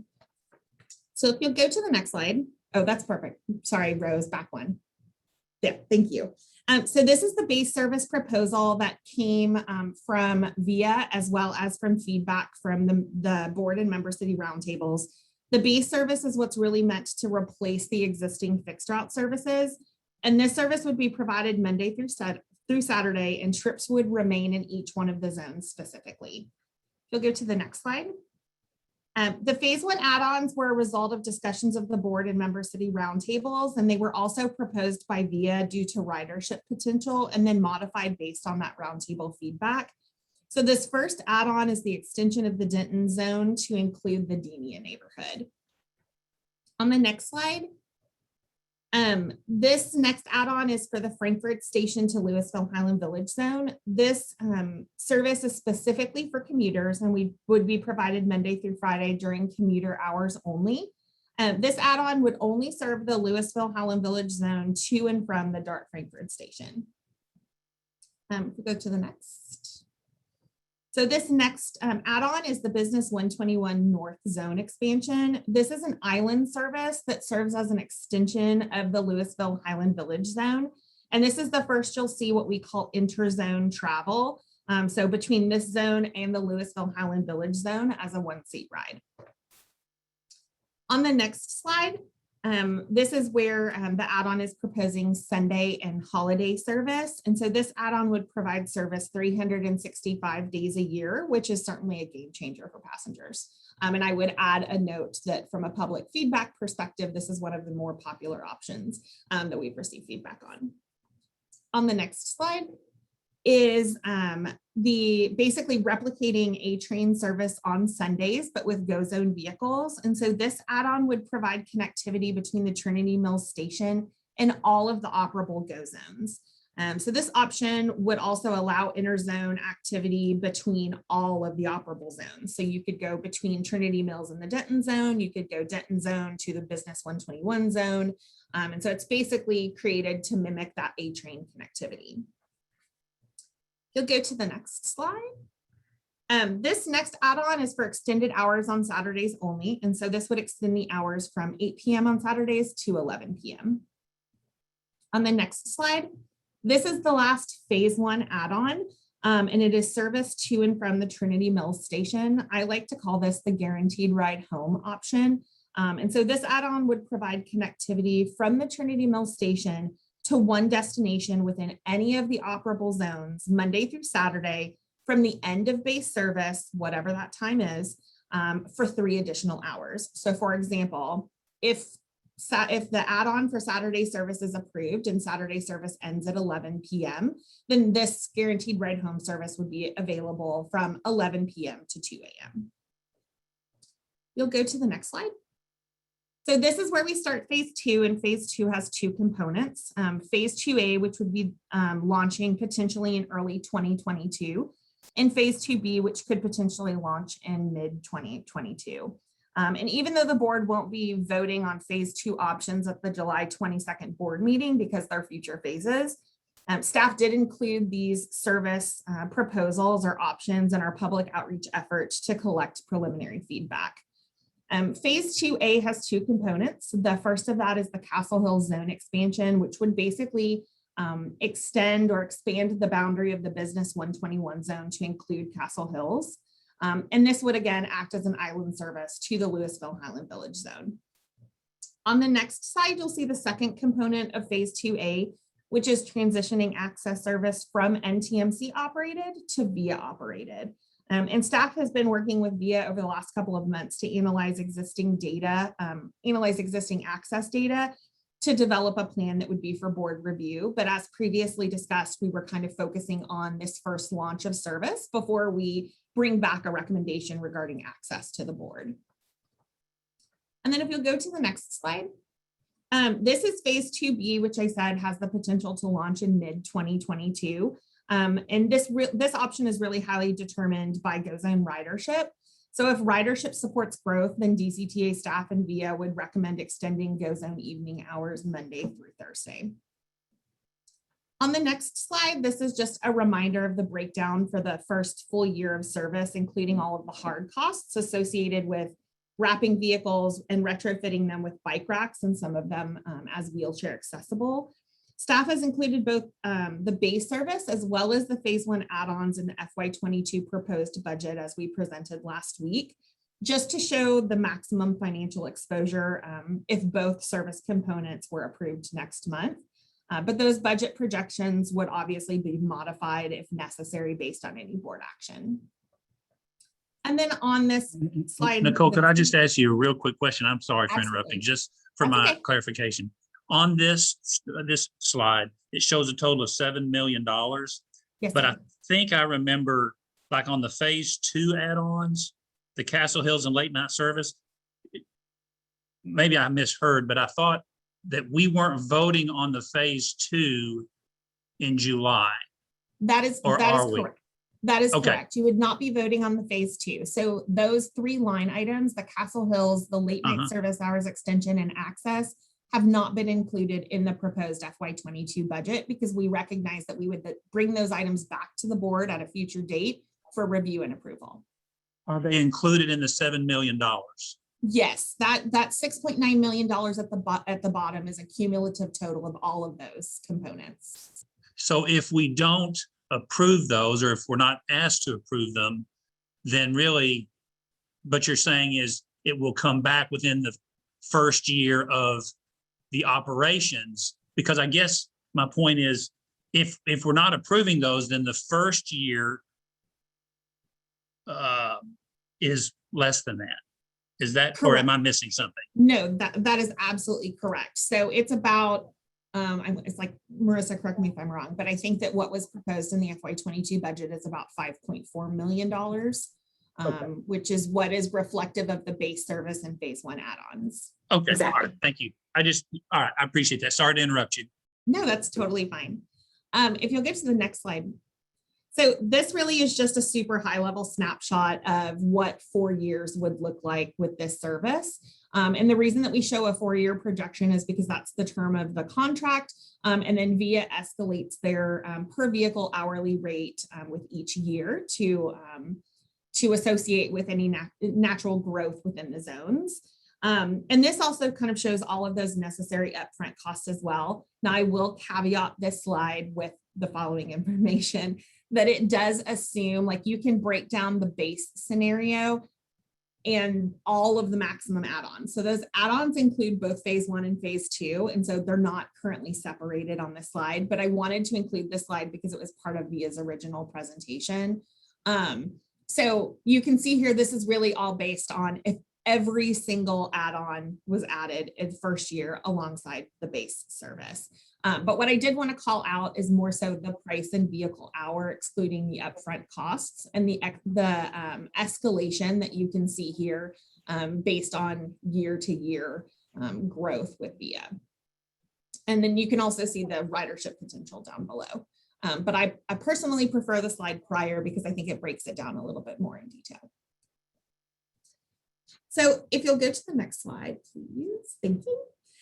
So now that we've recapped very quickly, and I apologize, I went through it so quickly, but I thought it might be just a good reminder. But now that we've recapped that proposed plan that's currently out for public comment, I just would like to share with the board some preliminary results from the feedback that we've collected to date. So staff felt it was important to kind of have this conversation with the board ahead of the July meeting. In the event that the board wanted to provide staff with any direction to maybe, research some additional options or modify the existing plan. But as I mentioned earlier, an alternate option might be to push the Go Zone launch date back to accommodate further board discussion and staff direction once you have that final report, considering that what's included in today's packet is really just a preliminary report. And I'll talk about the details within that report in just a second. So if you'll go to the next slide. So just as a reminder, the public comments are being collected from April 19th through June 25th. So as I mentioned, the data that's in your packets today includes comments from April 19th to June 11th and does not reflect final public comment, but we do feel like it is a good starting point for looking at natural themes that are within those comments. To date, the staff has collected over 500 comments across a variety of different mediums. And the preliminary comment report does not include comments from the multiple surveys that we have currently going on, as well as any comments that are being collected from June 12th to this Friday, June 25th. And those, like I said, all of the comments will be included in that final recap report that the board will see in the July packet. I did want to note that the preliminary comment report that's found on your pages, it's page 165 to 199, does include some duplicate comments due to participants entering their feedback across multiple mediums. So we did see that like somebody would type out their comment and then kind of copy and paste it across all of the different platforms that we have available. So that's why you'll see duplication in the preliminary report that's in your packets today. But that final report that will be part of the July board packet will not include those duplications. So we'll pull those duplications out. Staff just required some additional time in order to modify the report in that nature so that you're only seeing singular comments. If you go to the next slide, like I said, we did an initial review of the preliminary comments just to kind of see where we were today. We did this in association with Kittleson and Associates, who's been assisting us in this public involvement process. And after an initial assessment of the preliminary comments, we've determined that 12% of comments are positive, 27% are negative, 50% are neutral, 3% are mixed, and 1% kind of don't fall into any of those categories. We also looked at those direct comments in addition to what we call upvotes. So on the microsite where people can provide comments, other participants have the opportunity to kind of give a comment a thumbs up or a thumbs down. Not many people provide the thumbs down comment, but a lot of people provide thumbs up. So we took the direct comments plus the number of thumbs up per comment to kind of see if that skewed the data at all. And so what you'll see is on that the right circle graph that you're seeing is that the split in sentiment is very similar to just looking at the comments. So what we're seeing is that, the upvotes don't sway the initial comments that are being posted to the site, which is really a really good analysis to look at to make sure that, that something kind of isn't out of whack as you're looking at those comments. And so I did just kind of want to provide that preliminary review up front. If you'll go to the next slide. So when we reviewed the comments in detail, we did identify 4 core themes. And on the next few slides, we'll call out those themes and potential solutions to mitigate some of those popular concerns. I do want to say that the possible solutions that we're going to talk about are not staff recommendations, but rather options that just might mitigate the concern. And there are certainly more options to consider that we did not include, including, like I said, moving forward with the plan as it's proposed today, or even potentially pushing back the launch date to accommodate more discussion. So on the next slide is the first of those 4 themes, and that is interest in extending the zones or proposing additional zones to provide service outside of the 3 member cities, but still within Denton County. And so we have had some specific city interest, Corinth, Flower Mound, Hickory Creek, and Argyle. I will say that just since we wrapped up this preliminary report on June 11th, we've seen several more comments come in related to this particular theme, looking for service out to Grandscape in the colony. And so that will be something that you'll see in the final report. And we did mention here that, along with our administrative fee policy, that it's certainly something that we could promote these services to non-member cities if they were interested in having their own program. And then we could charge them an associated administrative fee if they were interested in participating. And I will note that adding any city partners, whether they're, extended within Denton County or Collin County, but extending any partner programs has the potential to offset any of DCTA's costs, because it allows us to leverage those additional vehicles when available to handle sort of any kind of peak capacity or special movements. And so there are some efficiencies that come with expanding the program. I think that this repetitive comment could really be addressed in future Go Zone phases, especially once we have more ridership data to share. But I did at least want to share this one theme that we had seen through comments. On the next slide, you'll see the second comment, probably one of the more popular comments, and that's concerns with removing the majority of fixed route service and replacing it with Go Zone. And there's really kind of several pillars of concern that follow underneath this theme. And so that would be kind of questioning what's best for the general public, the homeless and the disabled, concerns with the impacts on riders if the Go Zone service isn't successful because it's not super easy to kind of revert back to fixed route quickly, issues with removing North Texas Express and not replacing it with an alternative solution, and then just general concerns about the impacts that this transition of service would have on current NTMC operators. I would say that there's been some recent discussions specifically about this concern. I will call out that it has been primarily in Denton, including the No Bus Cuts petition group, which their representative spoke during public comment at the beginning of the meeting, as well as from the Denton City Council. So we have been receptive to those comments that have been made primarily from those 2 groups, but we've also looked at comments across the entire system that have come in regarding concerns with removing fixed route. There are a lot of options. I mean, I think, again, like we've only kind of proposed a couple things to just kind of chew on and determine if maybe those are something that we want to look at, but we certainly could look at extending the service overlap of fixed route service as well as the Go Zone. Originally, it was planned for 2 weeks because that's what VIA had recommended, but we could certainly look at extending that overlap to 4 weeks, 6 weeks, 8 weeks in order to kind of soften the transition from fixed route to Go Zone. We could certainly look at modifying any of the zones, based on feedback. Is that something that, the board would like to direct staff to kind of go back and look at a different way to model the services so that there's more of a multimodal approach between fixed route and then the Go Zone service and more of a hybrid model. We could also increase the number of fleet that we have operating. I mean, obviously that would have some cost assumptions, but we could increase the number of fleet that we have and have fleet run specific fixed routes for a period of time in order to help with that transition as well. So there's really a lot of options that we can look at. And again, an option could be we review the feedback and we just decide that it's truly just in the best interest to move forward with the proposed plan. So there's a lot of things to consider. On the next slide is the third theme, and that's relying heavily on a smartphone to book and track a trip. Some of the specific feedback that we've heard about this is that many seniors have reported not having access to a smartphone. Some of the social service agencies have reported that their clients don't have access to smartphones. And then some people have concerns with the difference between fixed route and on demand, meaning that like you have to book a trip with Go Zone, but you can just wait for a trip with the fixed route service. So I will say that we have been working with our social service agencies as well as VIA to set up direct platforms for social service agencies so that they can book trips on behalf of their clients.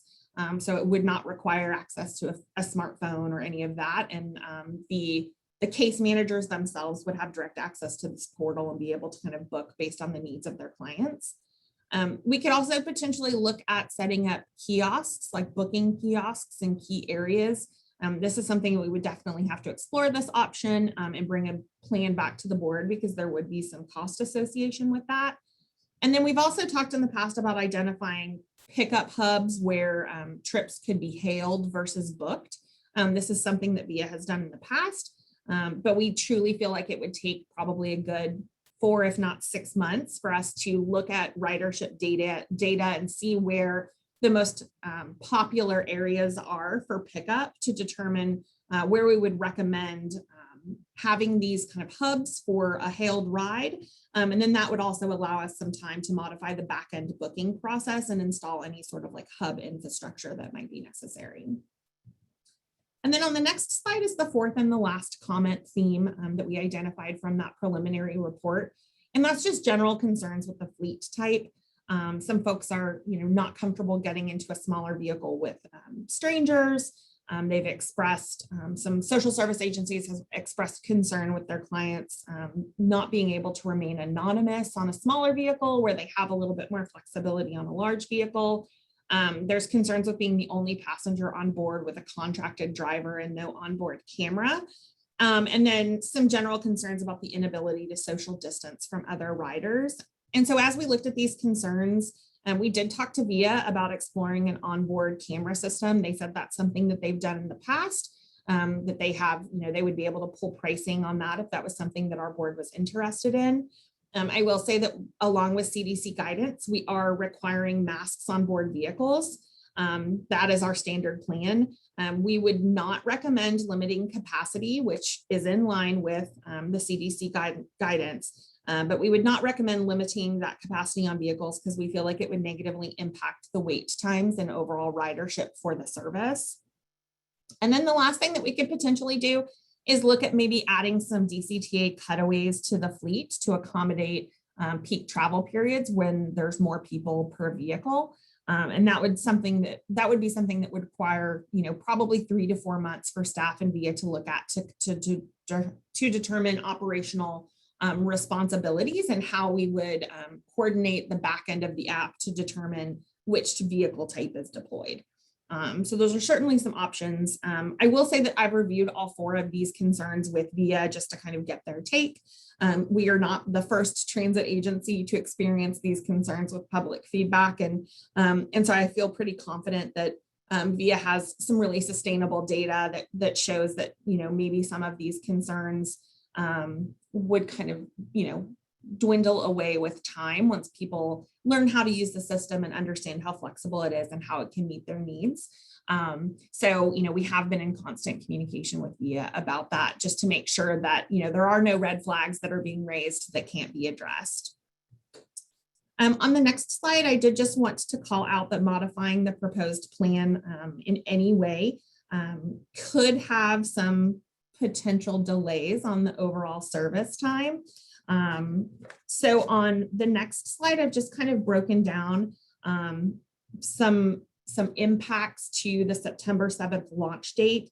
There are just a few things to consider. So any minor modifications between now and July 22nd, so slight adjustments to zone boundaries or service hours or like full removal of a zone, we could accommodate something like that prior to July 22nd.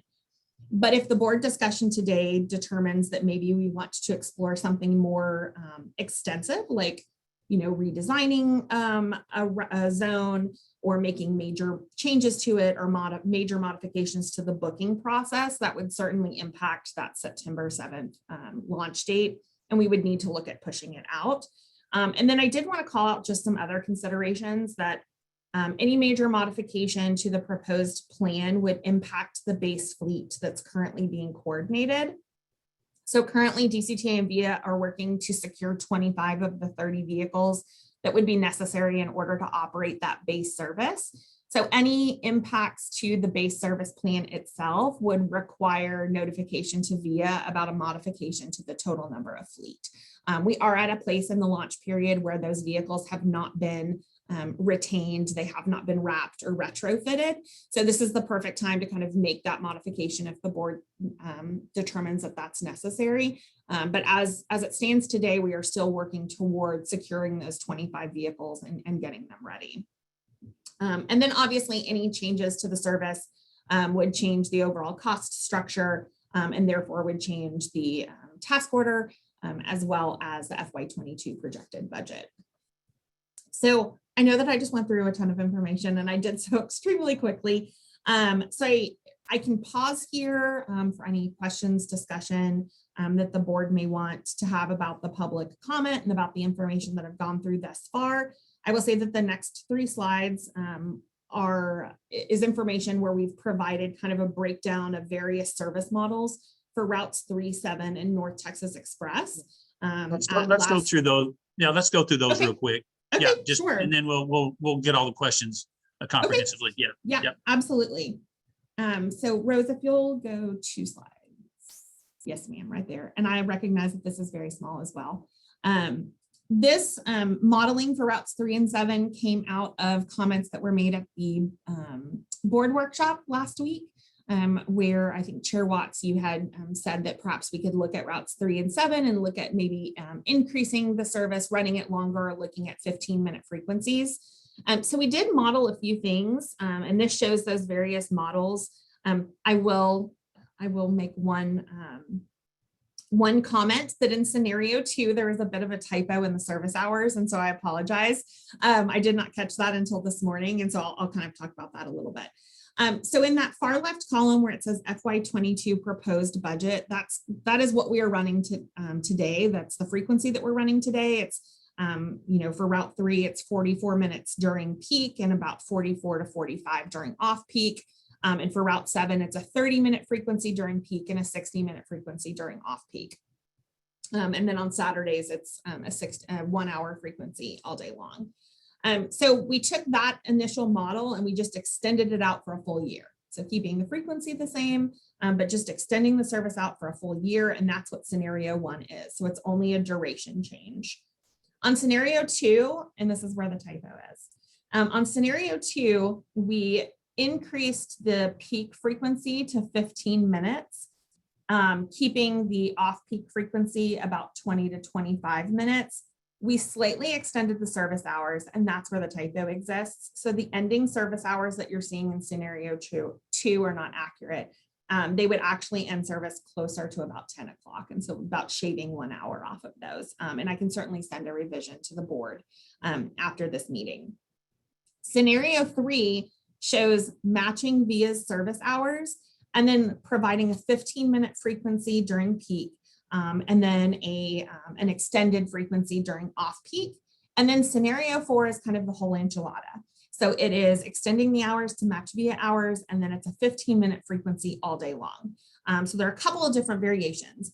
I will say that you can look at this a variety of ways. You can choose to kind of say, yeah, we're interested in one scenario for both routes 3 and 7, but you can also pick and choose and say, for route 3, we're interested in one scenario, and route 7, we're interested in a different scenario, and we can model it that way as well. And those costs that you're seeing would remain the same. On the next slide, this truly is just a summary of that really detailed chart that we just showed. And it's just showing that total cost assumption. And I did want to call out that, those cost assumptions are based on labor and fuel. It's not fully inclusive of indirect costs, but it is really, really close. So in an effort to get you this information from last week's request to today's meeting, we did not do the full cost allocation. But like I said, I'm very confident in this number, and it's very close. So if the board were to consider an option, kind of a straight across the board option, staff would suggest scenario number 2. We feel like it provides slightly extended hours, and GoZone can certainly provide service in the hours where routes 3 and 7 would not be operable. It also provides a 15-minute frequency during peak periods. Again, if you're pairing it with GoZone is providing between an 11 to 14-minute frequency across the entire day. So there's always that option. And it does extend the service for a full year. That's a good kind of model to start from. But like I said, we can kind of pick and choose scenario for each route. So it's quite customizable. And then I did want to call out that the board requested VIA's cost to operate on-demand service kind of in lieu of routes 3 and 7. And so I did have some extensive conversation with them, and it's very difficult to model out the exact cost because VIA can't extricate the areas covered by routes 3 and 7 from the GoZone itself. And so there are a lot of efficiencies with having a certain number of fleet across the entire zone. So it's not like vehicles are being solely allocated to just what routes 3 and 7 are doing. But they did their best to kind of model out cost. And they estimated that loosely you could take 615,000 of that base service and say, based on ridership projections and ridership data from 3 and 7, this is roughly the portion that would be allocated towards routes 3 and 7.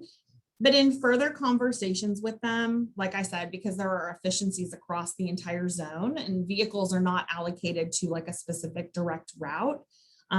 If we removed routes 3 and 7, there could potentially be savings if people are choosing to use GoZone instead of using routes 3 and 7. So it's really dependent on ridership trends. So if we keep routes 3 and 7 and we run GoZone service concurrently, we'll be able to see who is using what service. If people are choosing to use routes 3 and 7, then we automatically won't be charged for the riders who aren't using GoZone, if that makes sense. But we should be able to tell on data, which I really feel like goes back to the original intent of the proposed plan, was that we were going to run these services concurrently. We were going to see what the data told us. Are people choosing these fixed routes, or are they choosing the GoZone, and then make a determination at that point. So that's some kind of preliminary data to kind of think about regarding routes 3 and 7, and maybe some options that the board might want to discuss and consider. If you will go to my very last slide, Rose, one more. Thank you. We have received some comments from the public as well as Trinity Metro with concerns about removing North Texas Express and not providing an alternative. So we have modeled a couple of alternative options just for discussion and consideration. We did look at, kind of what that first column where it says, FY22 option 1. What we did is we took our current service. So in the very left column where it says FY21 budgeted, that's what we're currently running today. We modeled the FY22 option number 1 to provide only 6 trips a day. And that's really just during peak service. So it's 3 in the morning and 3 in the late afternoon. Where DCTA would operate one of our vehicles, we'd provide trips between the DDTC and the North Park and Ride. And that's $150,000 a year. We also looked at VIA's original proposal to provide that service. They estimated out the service as Monday through Saturday, but I will mention that days of the week and hours of the day can certainly be truncated in order to drop that cost down. That service would be operated by VIA. It would, we could select that it can only be between the Denton GoZone and the North Park and Ride location. And that's a not to exceed of $300,000. And then we did explore what it would be for Trinity Metro to provide the service on behalf of DCTA. Trinity Metro estimated or modeled 2 trips a day, so 1 morning in peak and 1 in the late afternoon peak, that they would basically add a tripper onto their existing route that would run from the North Park and Ride to the DDTC and then back. And so those 2 trips a day would be estimated at $60,000 annually. I will say that we did receive word from Trinity Metro that their board has already approved their service modifications.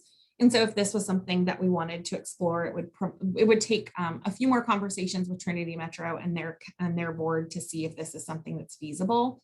Again, we've provided a recommendation, but it's certainly not, something that has to move forward. We just at least wanted to provide some options and look at what we thought was maybe the best to consider. And that would be that option One that provides limited rides during peak service only, provides connectivity to the DVTC, which would be a change. So it would provide connectivity for those who are taking A train. It removes the need for a parking agreement with Denton Presby, and it would positively impact the NTMC operator headcounts as we would be bringing these routes back into the fold.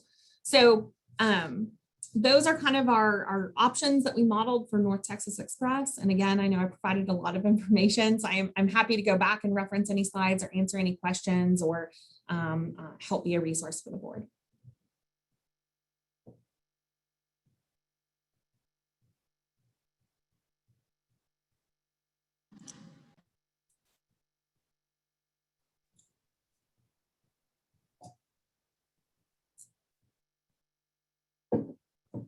Okay, yeah, my headphones didn't work because I couldn't hear anybody. Sorry. Okay, open it up for questions. I have some, but want to open it up to my colleagues on this.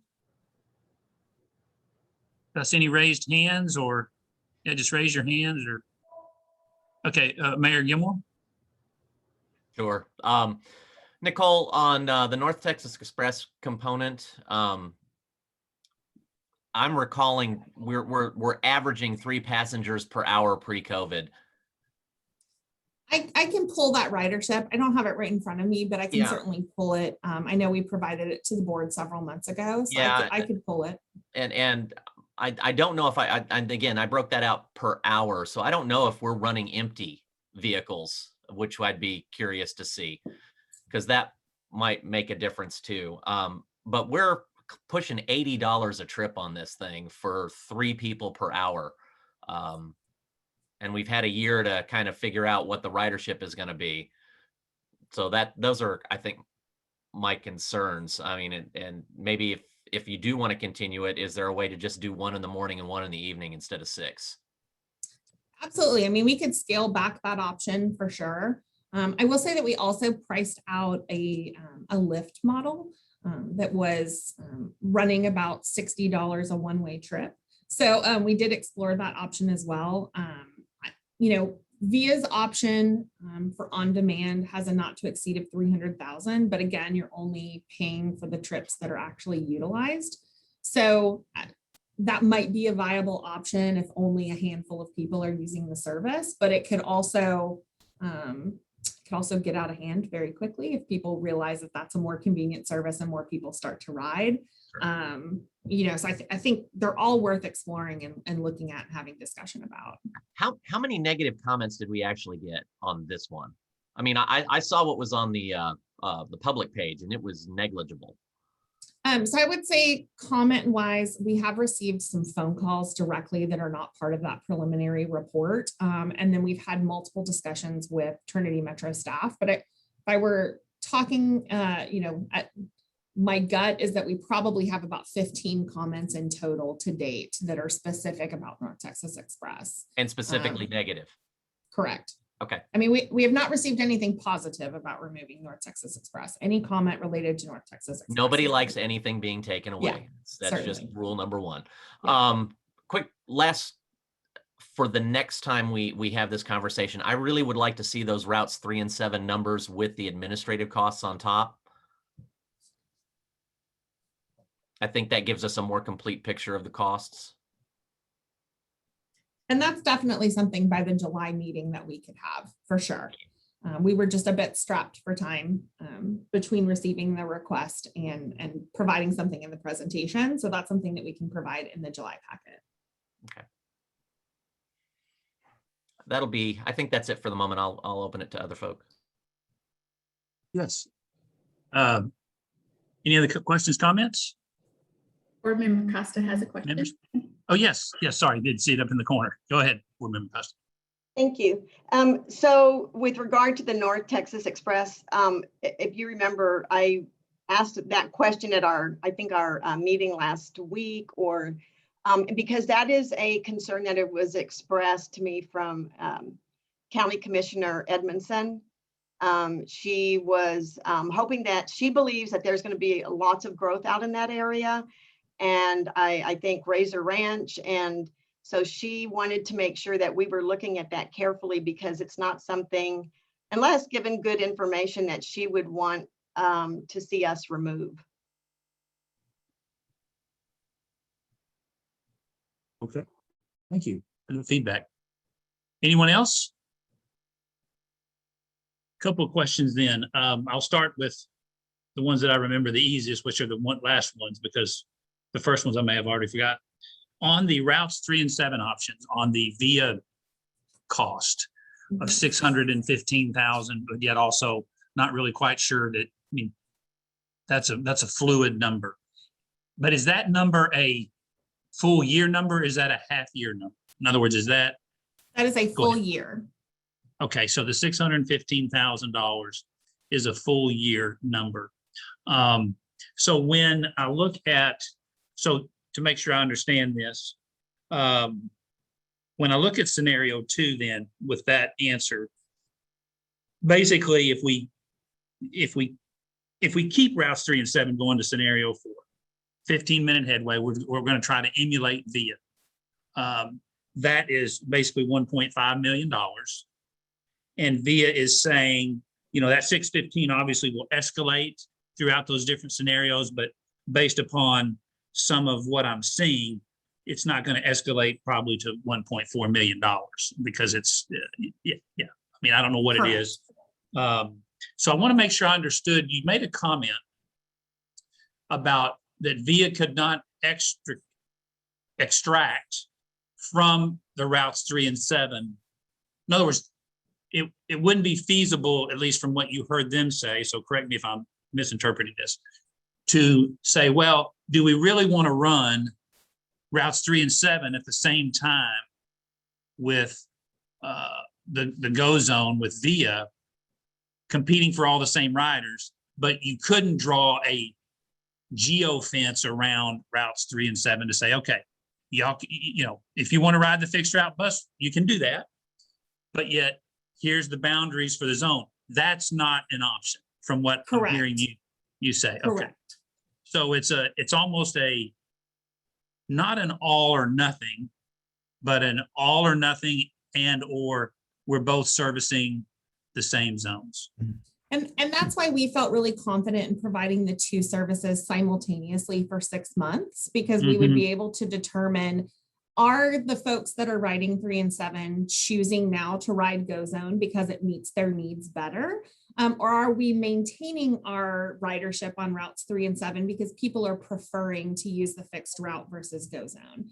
And so that's really what that kind of A/B test or comparison was for, was to determine how people are choosing to use services.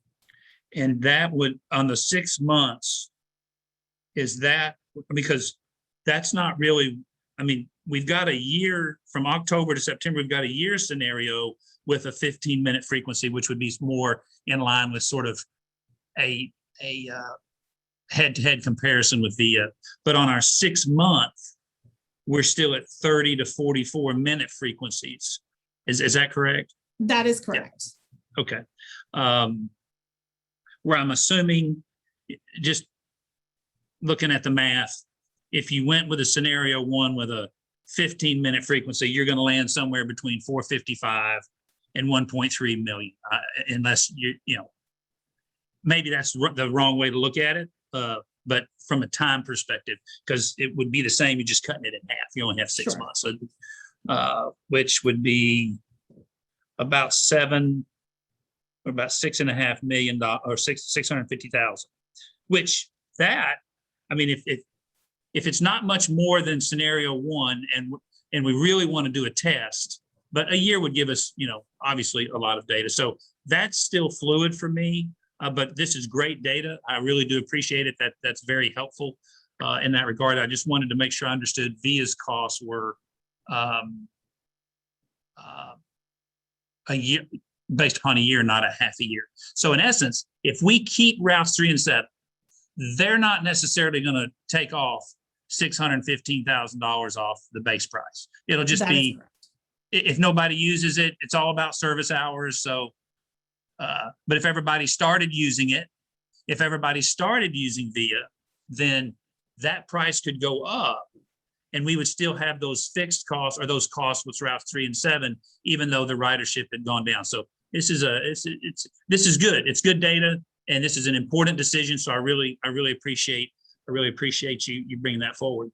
I know that we had talked in the budget meeting about, and we approved this as a board, the additional budget expenditure. I think it's like $400,000 for marketing. So it's and 389,000, yeah, and $380,000.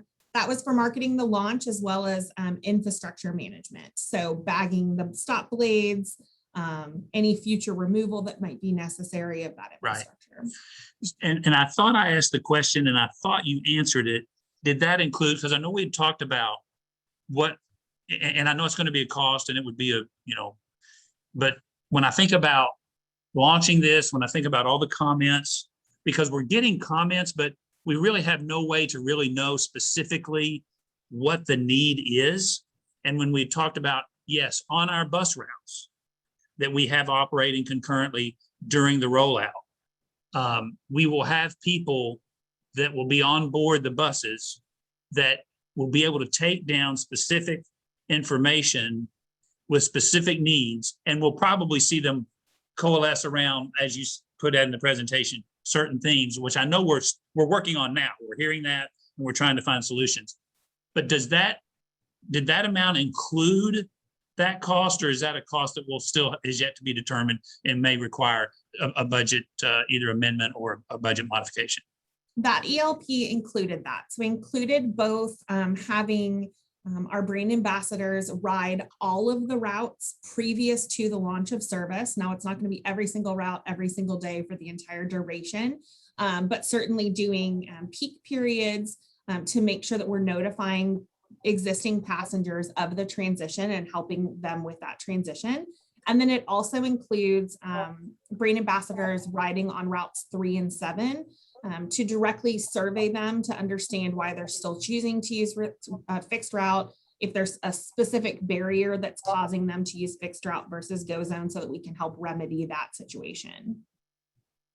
So I would just put out there that I understand that there's not going to be someone on every bus route, every service out. It may just be peak. I would really encourage to look at, do we need to either add some costs, because there's going to be some people who ride that are not on peak that are going to have specific needs. What I want to do is make sure, and it may be cost prohibitive, but I think we can model it, that wherever this lands in the process, that we can say with full confidence, we really did what we could do within our resources, within our financial resources, within our personnel resources, to understand what the needs were on the ground, on the bus, because I've read all these comments twice, at least twice. And they're very generic, and some of them are very specific, but many of them are sort of generic and make high elevation statements, which are great. But until we find out what exactly is the barrier, we can't try to formulate a solution. Understanding that right now, if we do nothing, we have people who have barriers that we are not serving, and that this is our attempt to try to mitigate and reduce that number of people. So the notion that somehow this is going to hurt people more than what is happening now, I don't know if I really accept that, because I haven't seen the data. But I know there's a lot of people that are not being served by public transportation in the city of Denton because the routes don't go out there, that have no choice whether to do it or not. Whereas with this new program, we're looking to expand those services to give opportunities to people and to assess what their barriers are. So I just really want to reiterate that to the public, that DCTA staff and the DCTA board is fully committed to identifying those and mitigating those in as much of a reasonable way as possible, while balancing all the interests that we're all trying to balance here. So I appreciate the data on this. I'm trying to think if there's, yes, go ahead. If I could add, Chair Watts, in addition to that onboard support that we'll have, that ELP Mhm. also includes kind of what we're calling like one-on-one training lines. So we would be training all of our customer service agents to be able to handle kind of one-on-one travel training requests and helping people determine what those barriers are and how to mitigate those barriers. We'll also have DCTA staff. So our community outreach staff member would be responsible for kind of doing that as well. And then we will go back out to all of the social service agencies as well as the stakeholder groups. Just like we did for the public involvement period, we will go back out to those groups and actually do trainings with those groups to show them how to use the services. So any barriers that their constituents might have, we would be able to collect those barriers and then workshop through those concerns with them directly. So it won't be just any of the onboard support that we're providing. We're providing a myriad of support, whether you want to call in, if you want an in-person meeting, we'll have some training videos if you want to do it on your own. So there's kind of a multi approach to making sure that people understand how to use the service and that we're able to kind of workshop with them on how to make the service work for them. Great. I appreciate that. That's great feedback. Board Member Burke.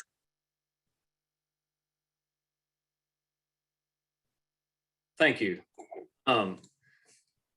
First is with regard to the data that you provided on the 3 and 7 costs. I think whatever we decide to do, 6 months or a year, to get the best feedback, we ought to move to a 15-minute headway to match. And I agree with Chris that, and I'm kind of embarrassed I didn't notice that earlier, so that we have a one-to-one comparison. We don't have an inferior product competing with a superior product with regard to wait times. So I think we definitely ought to do that. And then I don't want to say that I'm agnostic about what we do. Obviously, what we do has cost implications for the agency. And I think it's been everyone on this board's intent and the staff's intent to make sure that the communities that we serve not only are well served, but feel like that they are heard. I feel like part of the reason that I'm personally here just historically is because the communities did not feel like DCTA was listening to them or responding to them. In other words, we were just kind of a rogue agency spending their money without being represented. And I just want to make sure that the people in Denton, elected officials, understand that our intention was to try to get feedback from each of the member cities and take that feedback and design something that they were happy with and that they felt like was going to be effective. And so regardless of whether or not you agree with where we're at this moment, which is, it's still fluid, that was our intention. And we intend to continue to try to be responsive to that input. Subject obviously to we don't have an unlimited amount of resources. And our ultimate goal is to move people around. We want to increase ridership and we want to do that as cost effectively as possible. So I don't know that that's terribly substantive, but I sure don't want to leave anyone with the impression that we weren't trying our best to be sensitive to. We want your feedback, we want your voice to be heard, and we're going to continue to work on that. All right, thank you. Anyone else? Chair, Mayor Gilmore, Yes. hand raised. Oh, yes. Yes, Mayor Gilmore. Oh, yeah, it's stuck in the plant there. It's sort of camouflaged in the plant. I couldn't see it. It looked like a flower. Sorry, Mayor Gilmore. It's okay. It's okay. Someday soon, maybe we won't have to deal with the technological intermediary.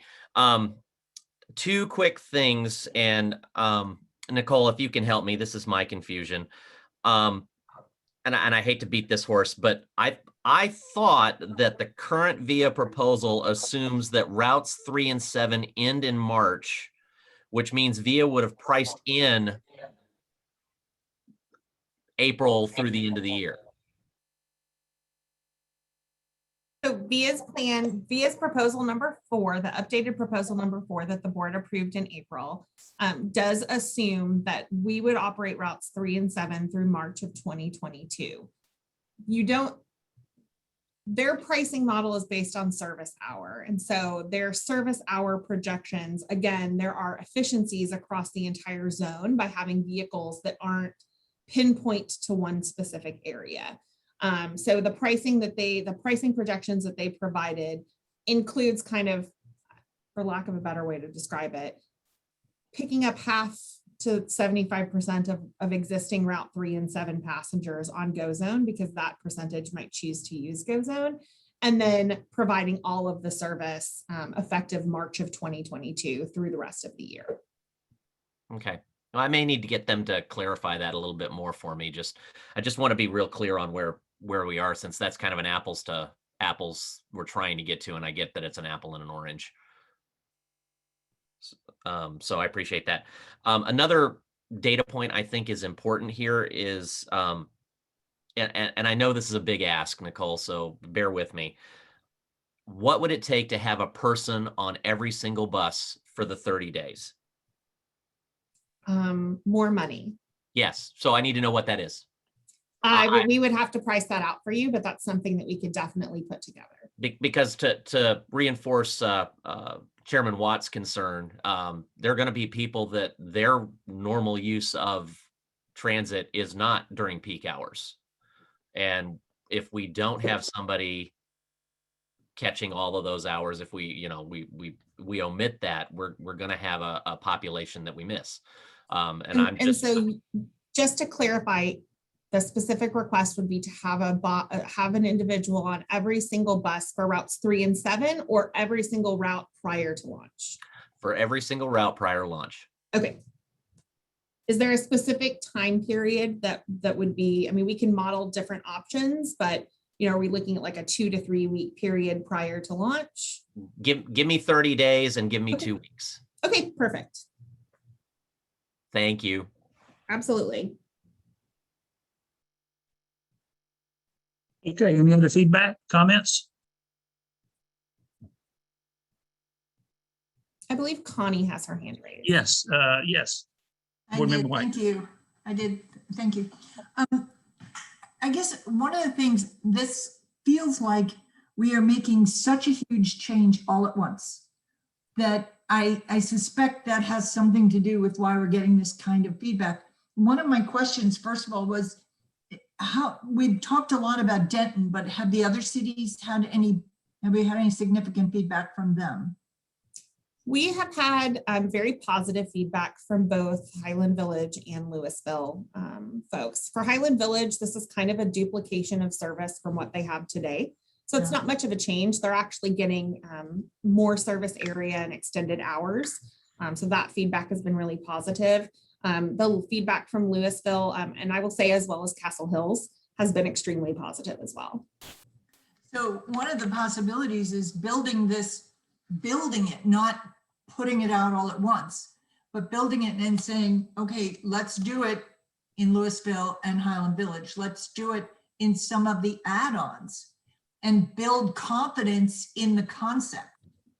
Because a lot of the comments we were reading was the smaller vehicle and the anonymity and all, and maybe it's totally different in Denton, in which case, I think the one aspect would be build confidence in the vehicles, in the whole concept, but then possibly moving it into Denton.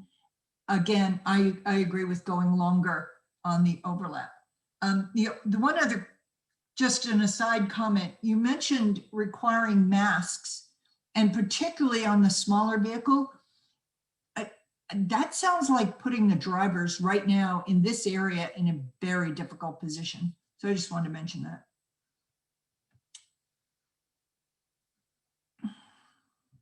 That's it. Thank you. Thank you. Anyone else? Oh, Board Member Costa.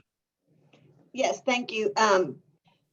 So Mayor Gilmore, when you were requesting that information for the 30 days on every ride, on every bus, but when is the predicted prior launch? Prior to launch would be when?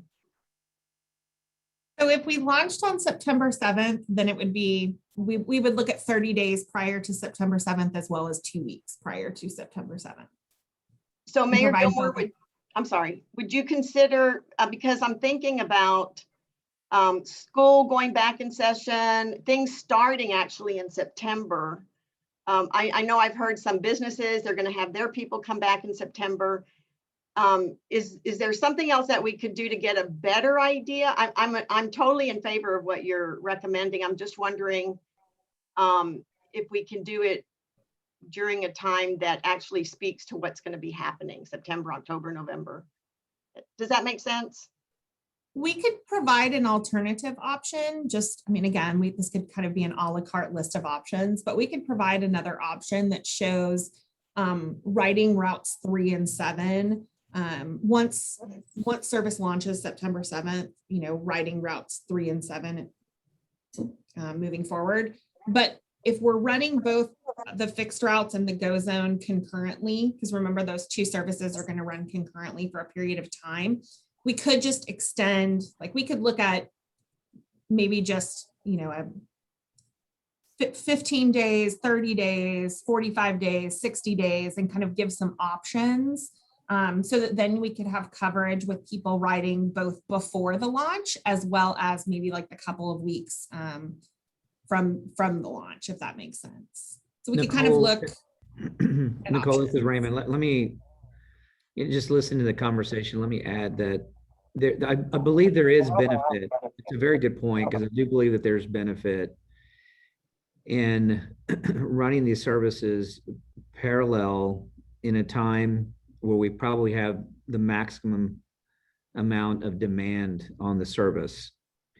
So and it's not really around the fact that UNT TWU come back into service, because they have, at least UNT has its own service, but there's a lot of businesses that also thrive when those universities are in session, from retail to folks that are suppliers to those major universities and provide services.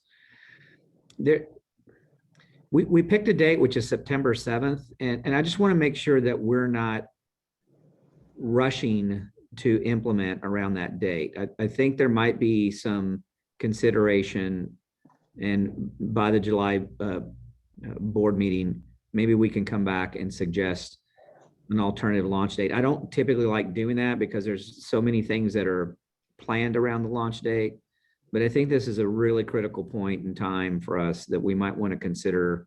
Is it September 7th or is it October 1st? I don't know that there's that big of a difference between those two dates, or maybe mid-October.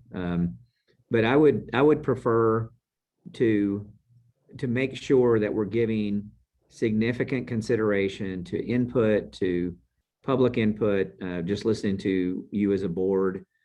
We might want to come back and I just want to offer that as an option, is that September 7th might not be the best date for us to implement. I'm not arguing that we shouldn't stay on that at this point, but it might be worth looking at. Okay, so thank you for that.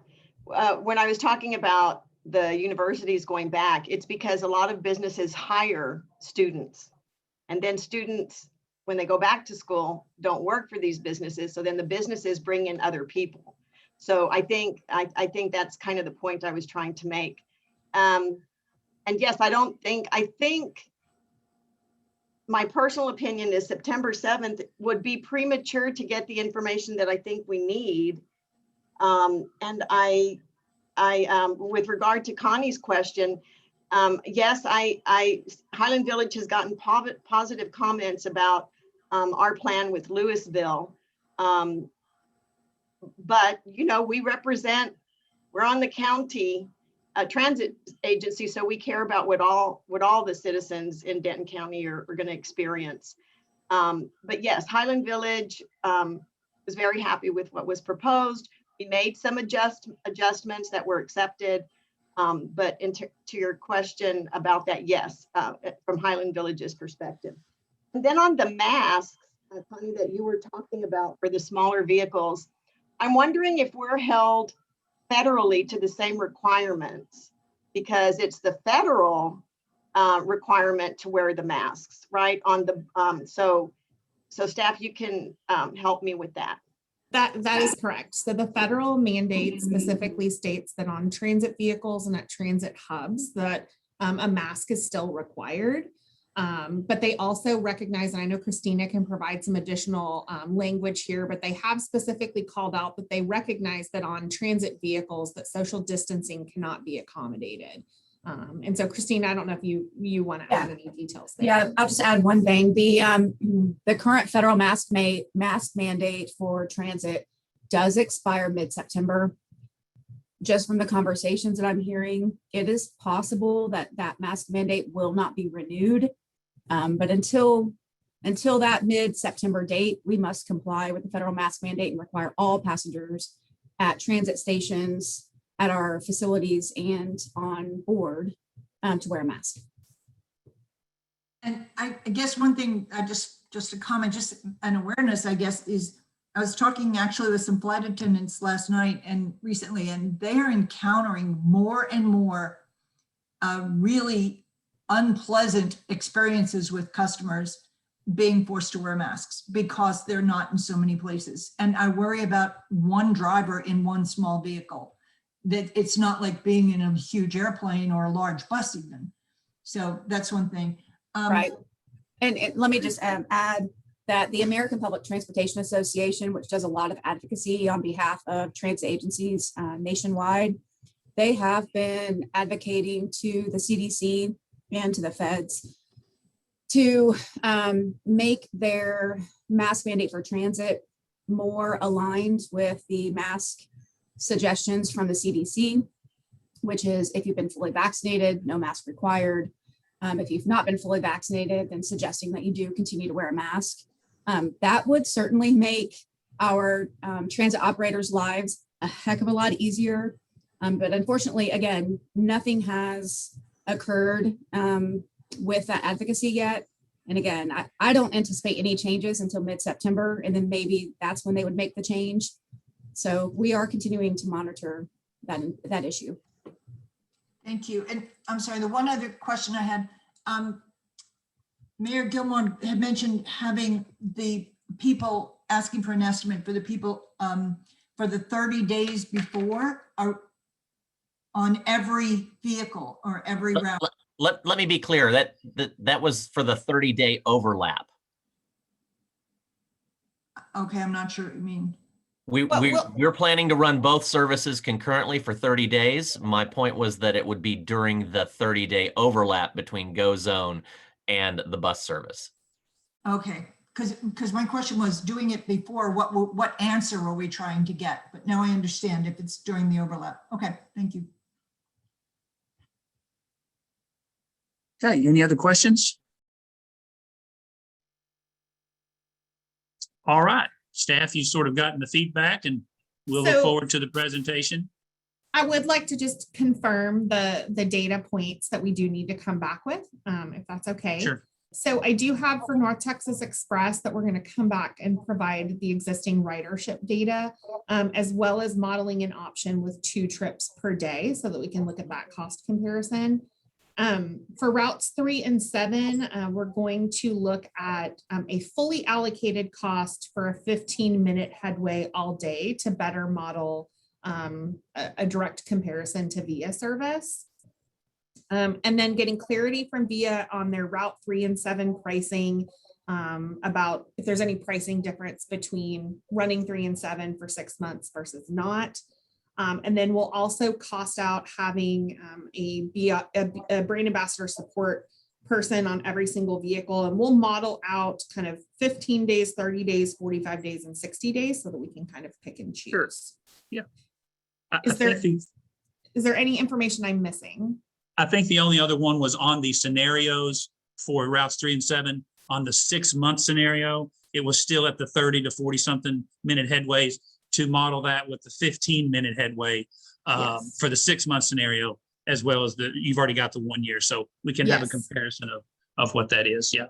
Yes, sir. And then the plan would be that we should be able to get all of this information without any issue in the packet for the July meeting. Is it the board's intent to review this information and consider the proposed Go Zone service in the same meeting? Or would you like to review all of this data and the final feedback report next month and then move the formal approval of the Go Zone plan to August? Personally, I think we could still leave it as an action item in case the board wanted to take that action. I mean, it just leaves the option open, but the Okay. board in no way has to make that decision. So that's just my thought. I certainly agree would with open that. up to the, I mean, we don't have to do it. Just because it's listed as an action item doesn't mean you have to vote on it. But yet if the board's at a point where they've received all this information, because it's the information this information you're providing is, I mean, I don't want to say it's not extensive, but it's a small subset of what we've already digested over 6 to 8 months. So, but if we choose to not do it that time, we can put it off till August or September, or we can move the start date, or we could have the transition period a little bit longer. I mean, that's really up to the board. So yeah, I would go ahead and leave it as an action item, but understanding that we can take no action. Okay, and then my last question would be is if we want to extend the overlap of all fixed route services in Go Zone. Originally, we had planned to do that for a 2-week period of time. So there would be a cost implication to increase that to 30 days. So should I just also provide a slide that shows that cost difference to extend that overlap? Yes, and Okay. I would say if you're doing that, go ahead and talk about the extension of 30 days, and then give us a 45 and a 60 if we're going to be looking at a 45 and a 60 on someone on every bus. So Okay. that'll give us a real comprehensive look at, and also send a message of, hey, we're committed to doing this in a way that really does mitigate as much as possible any problems, and also communicates a commitment to really listen and to try to balance all the competing interests to come up with something that really works for the community in general. Okay, great. This is perfect feedback for staff, and we will absolutely be prepared for the July One meeting last with all thing. of this information. Yes, yes, I wanna add- Vice Chair. Earlier, Raymond said there was nothing magic about the September 7th date.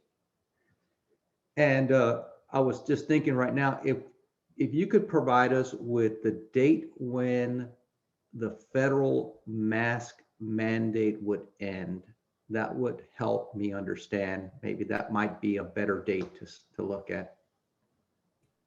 It is either September 13th or 15th. Okay. It would I be can good to confirm know that. if it was like the 15th, that might be an alternative date we might consider. Thank you. Okay. All right. Thank you. It is 12:37. I think what we'll do is we're going to go through as many of these agenda items as possible up to about 1 o'clock. Then we're going to take a lunch break. And what we may do is just take the lunch break and go into executive session. And if that's okay, to try to take care of two situations. But I think we can probably pop out a few of these agenda items in the next 20, 30 minutes. So I'm going to go back to agenda Chair item Watts. number 1. Yes, go ahead. Apologies for the interruption. I was going to ask if there was any way, we have 3 members from Holmes Murphy, our benefit broker firm. We have 3 members of their team on the call today. So I was going to ask if we could do that item first. It's item number 5. And they're just going to go high level over the slides since they were all included in the presentation that was sent out earlier this week, and answer any questions. We do need the benefit contracts approved at this board meeting in order to ensure we have continued coverage for our employees next year. All right, Would that because be I'm okay to do trusting number that, 5 next? yeah, that's fine. We'll go to number 5, high level. Board members have read the information, so any questions we can shoot right at them. So number 5, agenda 5 is receive presentation and consider approval of FY22 healthcare benefit contract. Perfect. Marissa, do you want me to go ahead and jump in? Yes, ma'am. Thanks, Morgan.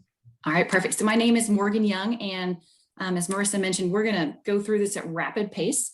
So if you will go to slide 4 of the presentation. Perfect. So we went out to market and looked at our medical, dental, and vision benefits. And if you'll go one more slide, the key things that we're looking for, obviously in a great benefit package, is we want to make sure that it provides the best value. So obviously not only to you as an employer, but to the employees as well, and that we're maintaining those competitive benefits so that you're able to recruit and retain your employees. And for fewer vendors, really what we're aiming to do is to make it easy for employees to know where to go for their care. And so as we were looking through the options, ideally we wanted to have one vendor that could provide all of these services. And then if there was going to need to be a change, we wanted to obviously limit the amount of disruption that folks would have, whether it be with their providers or dentists or whatever change that we needed to make. And so if you'll go forward, probably a couple of more slides, I'll hit the wellness, the medical. Thank you. Just one more. So just one back, sorry. So from a medical plan perspective, we are currently with TML today. The plan that we currently have with TML is no longer going to be offered as of our upcoming renewal. And so they've offered us a slightly alternative plan. That alternative plan is actually going to produce some savings should we choose to renew with them. And then we also got options from Baylor Scott and White and Blue Cross Blue Shield. You'll notice obviously that Blue Cross Blue Shield was much more expensive. So we spent the majority of our time really looking at the 2 proposals from TML and Baylor Scott and White. And then on the next slide, you'll see that for the most part, the TML plan is very close to what we have today. So there are some slight increases for an employees and families out-of-pocket maximum that would raise. The coinsurance will be slightly different, and then any office visit copays would be different. So you see those in red are a slight decrease from what we have today. And as we're balancing out the benefits offered versus the benefit of potentially moving, obviously we wanted to take into account both the rates and the premiums that DCTA and employees would be paying. If you'll go over to our dental, we did the same exercise. And for dental, we obviously are with TML today. They are offering the same dental plan at no increase. And then we also looked at a few other vendors as well. You'll see the Guardian and Renaissance do have a slight savings. But as you'll notice on the next plan, when we looked at plan design, as well as dentists that your individuals are currently seeing today, there was actually a lessened benefit and there was going to be some disruption with the folks that dentists are currently seeing today. So if you'll go forward one slide, we can see that you'll notice that actually some of the benefits are reduced. There's also a late entrant waiting period. And really what that means is if an individual doesn't immediately join the plan and they join it the next year, they actually are excluded from getting any basic or major services. So, any root canals, any fillings, anything that you would normally get outside of just a routine cleaning. So that is definitely a takeaway as we were looking at that Guardian plan. From a vision perspective, if we'll flip ahead a few slides to the vision, today we are with IMED. IMED unfortunately did not quote. We actually reached out to them and I think they just had some confusion on their side. But the good thing is that TML uses the IMED network. And so as we looked at the plan design, there's actually an increased benefit to employees in the frame allowance and the contact lens allowance. And the benefit would also be that we're maintaining the same network. You'll notice that both Guardian and the standard that we looked at for vision, while they had similar benefits to what we have today, their network efficiency or the number of providers that are in the network based on the folks that are seeing them today is slightly less. So if you'll go ahead to our recommendation slide, we are recommending we're actually recommending to stay with TML for both our medical and dental, and then move our vision to TML, which again is going to retain that same IMED network. And again, we were trying to make sure that we weren't changing benefit. We were going to produce some savings for employees and then still maintain a very competitive plan design. So on that final slide, you will see kind of the final wrap up of what we are paying today versus what our recommendation is, and then the potential savings by bundling all of these together and going with TML for all of the medical, dental, and vision. I'm pretty sure that was in record time. So I apologize. I went through that very quickly, but I'm happy to answer any questions. Any questions? If we could pull the slide down, please. Any questions? Are these HMOs or PPOs? They are PPOs, same as we're offering today. And yeah, that's great. HMOs can get interesting. Indeed. Any questions or comments? I think the last slide, yes, Board Member Costa. Diane, you're muted.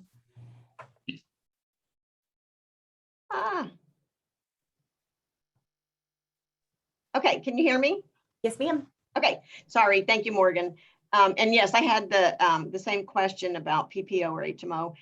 But with the TML, you did look at the providers that they were using, because I know that's such a big issue for our insurance, to make sure that there's a good number of providers for that particular. Okay. Yes, ma'am. So we looked at that for medical, dental, and vision. And the good thing is that since we're currently with TML for both medical and dental, there would be no disruption for employees from a network standpoint.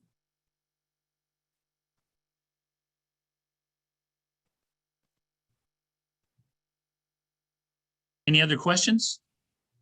And this is an action item, I believe. Yes, sir. If there are no other questions, staff would recommend that the board authorize the CEO to execute a contract with TML Health for medical, dental, and vision benefits effective October 1. Right. And that is within our existing proposed FY22 budget. Okay. Chair would entertain action on this item. Motion to approve. Second. We have a motion and a second. All in favor, please signify by saying aye or raising your hand. Aye. Motion carries unanimously. Thank you so much. Thank you. Thank you all. All right, we're going to move back then to agenda item. Where am I? My pages are messed up.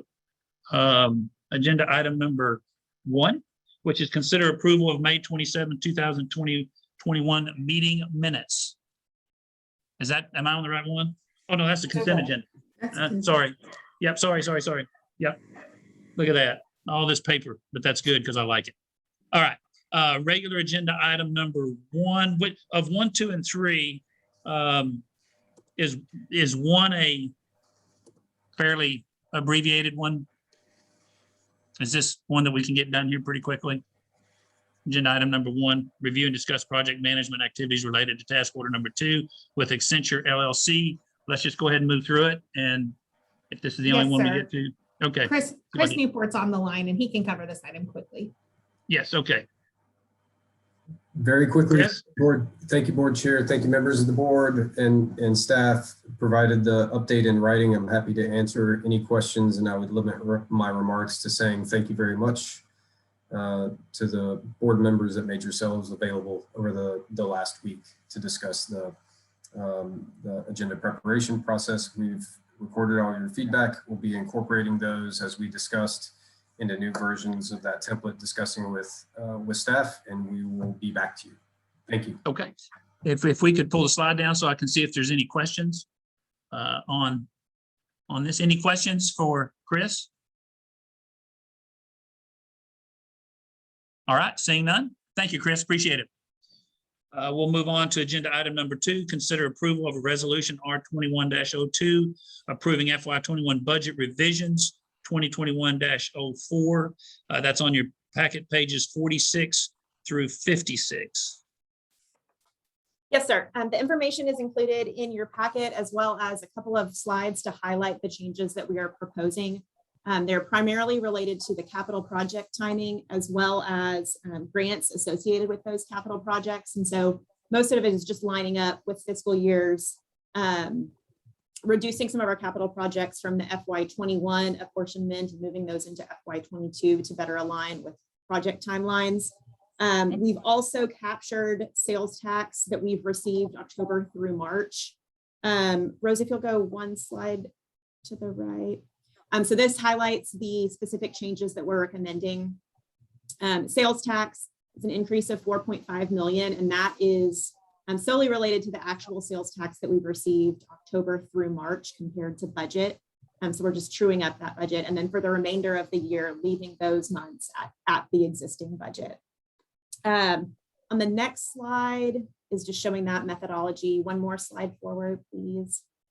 And then this is just recognizing the changes in grant revenue associated with capital projects that we're also either moving or eliminating. So PTC moving some of that funding into FY22. The Fleet 2021 project we had initially anticipated for this fiscal year, along with some grant reimbursement. Due to the potential change in fleet needs, we are not moving forward with this capital project. And then integrated fair payment, we're moving that into 22 as well, like we discussed at the FY22 budget workshop last week. Those capital grant reimbursements, the decrease in that is slightly offset by increased operating grants.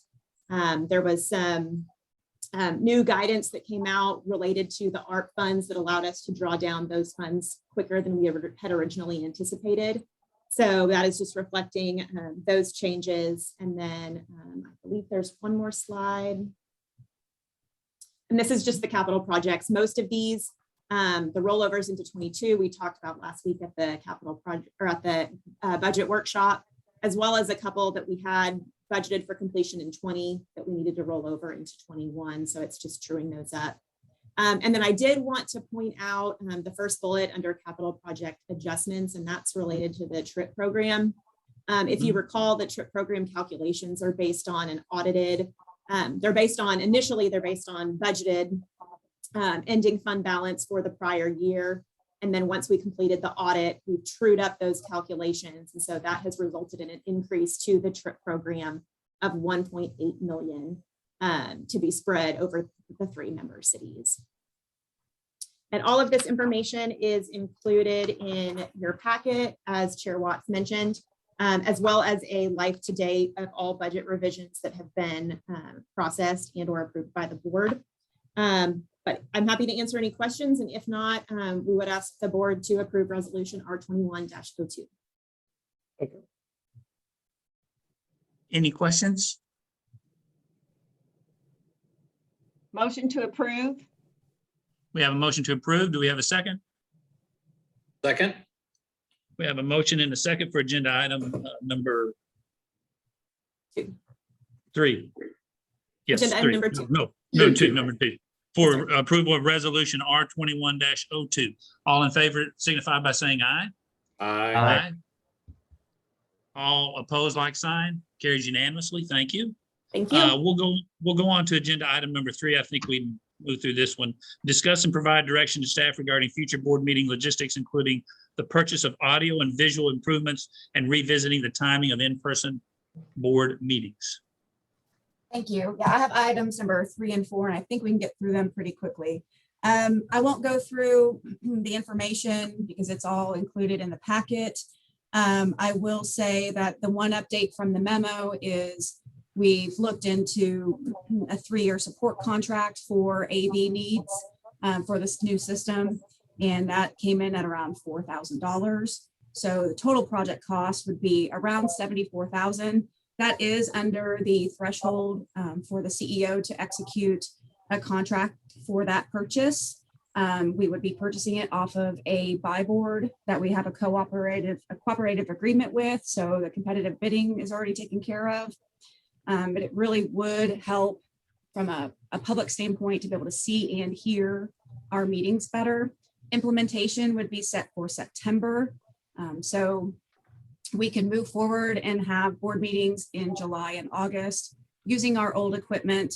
And if you can, Rose, if you can go to the second slide, next one. Next one. From a staff's perspective, from the recommendation by doing in-person meetings with the old system in July and August, we will have to use the old system. We'll continue to use Zoom to live stream for the public. The recommendation would be to have alternates and non-voting members remote and only the 5 voting board members in person for those 2 particular months. And then in September, we would have the entire thing ready, tested, and ready to go.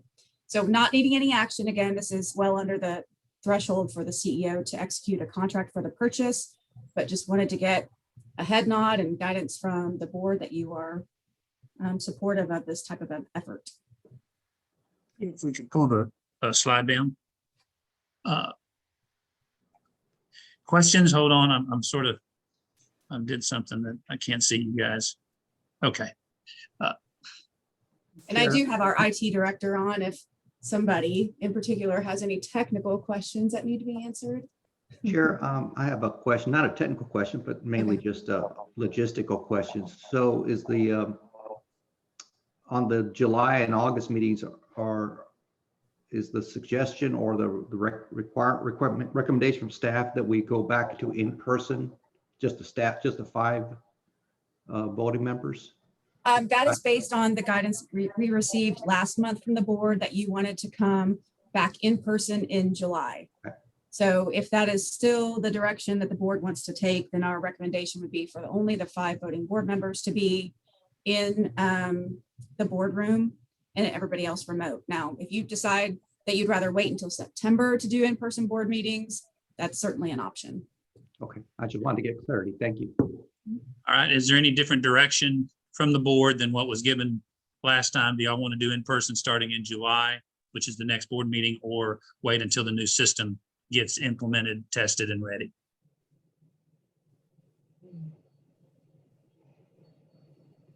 Any preference? I'm okay with coming in July in person. Yeah, Okay. I'm fine with the current plan. Okay, all right. Anybody opposed to the current plan? So I just want to make sure, because I just have some circumstances that I need to make sure that I'm very careful about. You know, how many people will be in there in the in-person in July? How many, you know, just for my own. Okay. You don't have to tell me now. You can tell me Okay. later. I just, Okay. yeah, we'll talk would- about that offline. Yeah, we would need to keep it small just from the, again, the sound quality and the video Sure. Okay. All right. capabilities. Okay, and Okay. I hear no concerns regarding the video, the AV system. Great. Okay, All thank you right. very much. So We'll we're, get to work so on we're that. still on for July. And then we're moving on to agenda item number 4, which is receive, discuss, and consider approval of member city submitted trip projects for FY 2020. Oh, yes, sorry. Yeah, Did we- sorry, back to the July meeting. And we would also continue to keep the public remote and still continue taking email and the raise hand function. Just want to throw that in Okay. there too for the public that's Yeah. listening today. Okay, thank you Okay. so much for that clarification. Thank You bet.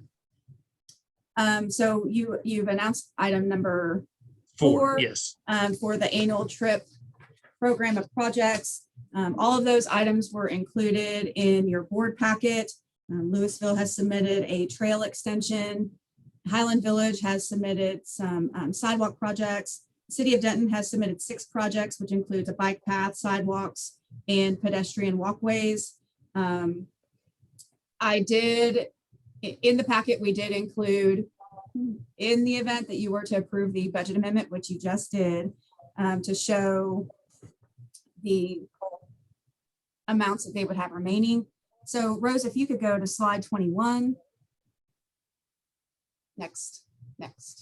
There you go. So this would show the remaining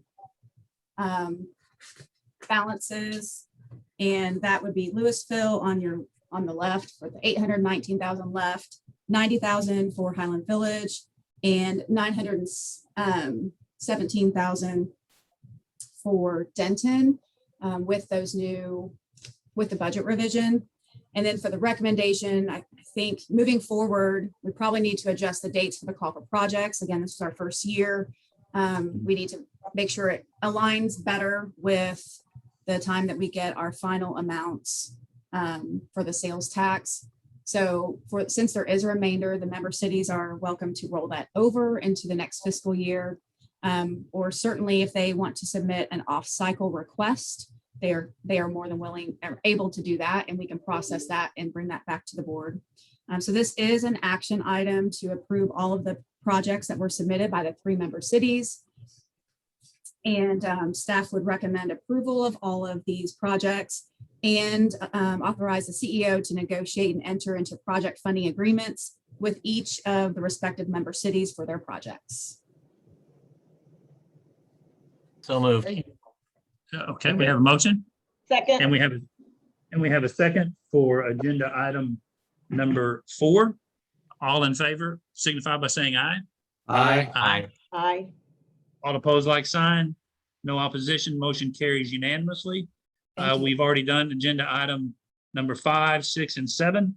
So what we will do now is, I'm gonna find my, we're gonna go ahead and move into executive session, and we will take our lunch in executive session. So Joe, just sort of guide me if I mess this up. The board will now convene in closed executive session for the following. Does anybody need to convene for any legal advice based upon any agenda item that we've heard today?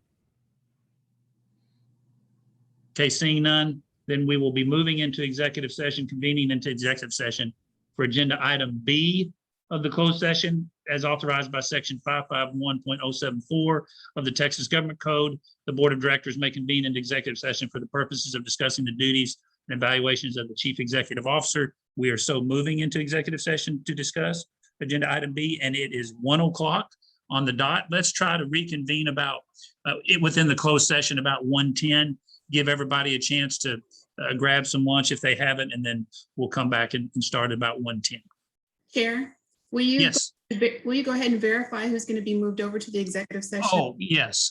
It will be the 5 voting members of the board, the alternates, and I believe Raymond, CEO, Mr. Suarez, Joe Gorfita for any who's I think am I missing somebody that needs to be included? Colleagues? The alternates are here. I see them. Got everybody. I think so. Okay. All right. Okay, Okay, I'll good. go ahead and start moving everybody over. All right. So I don't need to do anything. I just need to click a button that says go into a different room. Is that right? Yes. Okay. All right. Okay. Thank you. Give me just a Keisha, I'll second. Keisha, I'll need you to enter into the room and verify that we can share screen. And then if you could exit, that would be wonderful. Thank you. Thank you.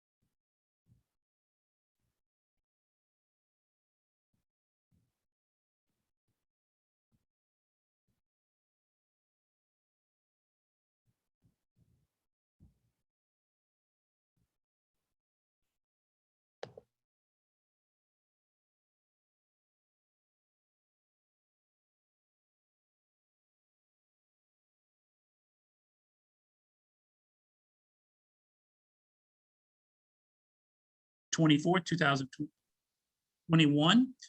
It is 2:47 p.m. and we will proceed with our regular agenda, which we're on, I believe, agenda item number 9. And just as I mentioned earlier, I'm going to have to excuse myself from the meeting for another commitment and then pass the gavel on to Vice Chair Molina. And I really do appreciate the board members' discussion today on some very important topics that we have as a board. So Vice Chair Molina, I will turn the gavel over to you. Thank you.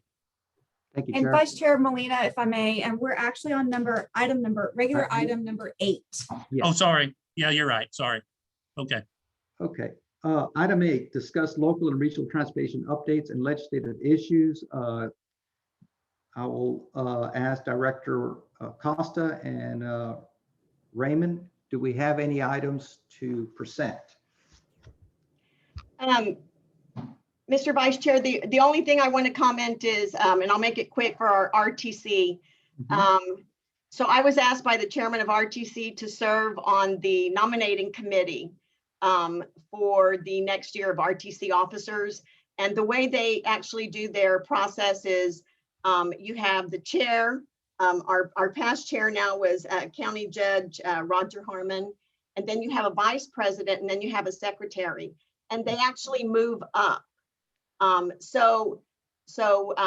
What happened, the only difference that happened is the committee discussed this was the vice chair who would next year move up to the chair.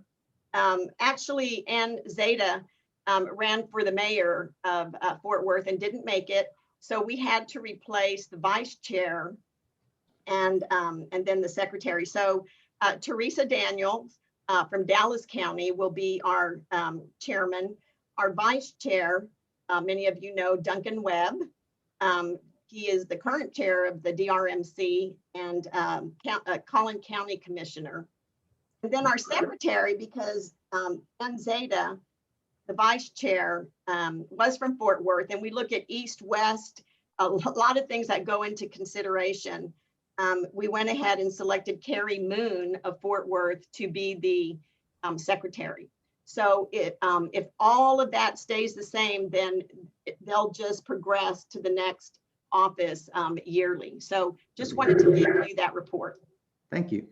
Yes, sir. Anything else, Raymond? Do you have anything else to add, or? I do not at this time. Thank you. Okay. That concludes item number 8. The next is the informational reports. They're on your package. Is there anybody that wants anything specific? Otherwise, we will then move on to the next item. Hearing none, future agenda items and board member requests. And then we have reports on items of community interest. And this is usually where we turn it back over to the CEO if he has any items of community interest that he wants to discuss. I do not at this Okay. time. Thank you. Chair? Yes. Yeah, I don't know if it needs to be a future agenda item or not, but I did want to, at least if it needs to be, like to get work on scheduling a board or board and staff retreat. Well, that's a great point. Yes. Related to agency goals and a structure for our CEOs of future evaluation. Yes. Yeah, staff, if Raymond, if you and your staff can put together some dates for a future board retreat and send them out to us. Will do. Thank you. All right. Thank y'all. Anybody else have any items of community interest? Hearing none. Our next meeting is on July 22nd, 2021. And as a reminder, that will be in person for the 5 voting board members, and for the public, we will still have the public comment via email and by using the raise the hand function in Zoom. Great. Look forward to seeing people in person. Anything else for the good of the group?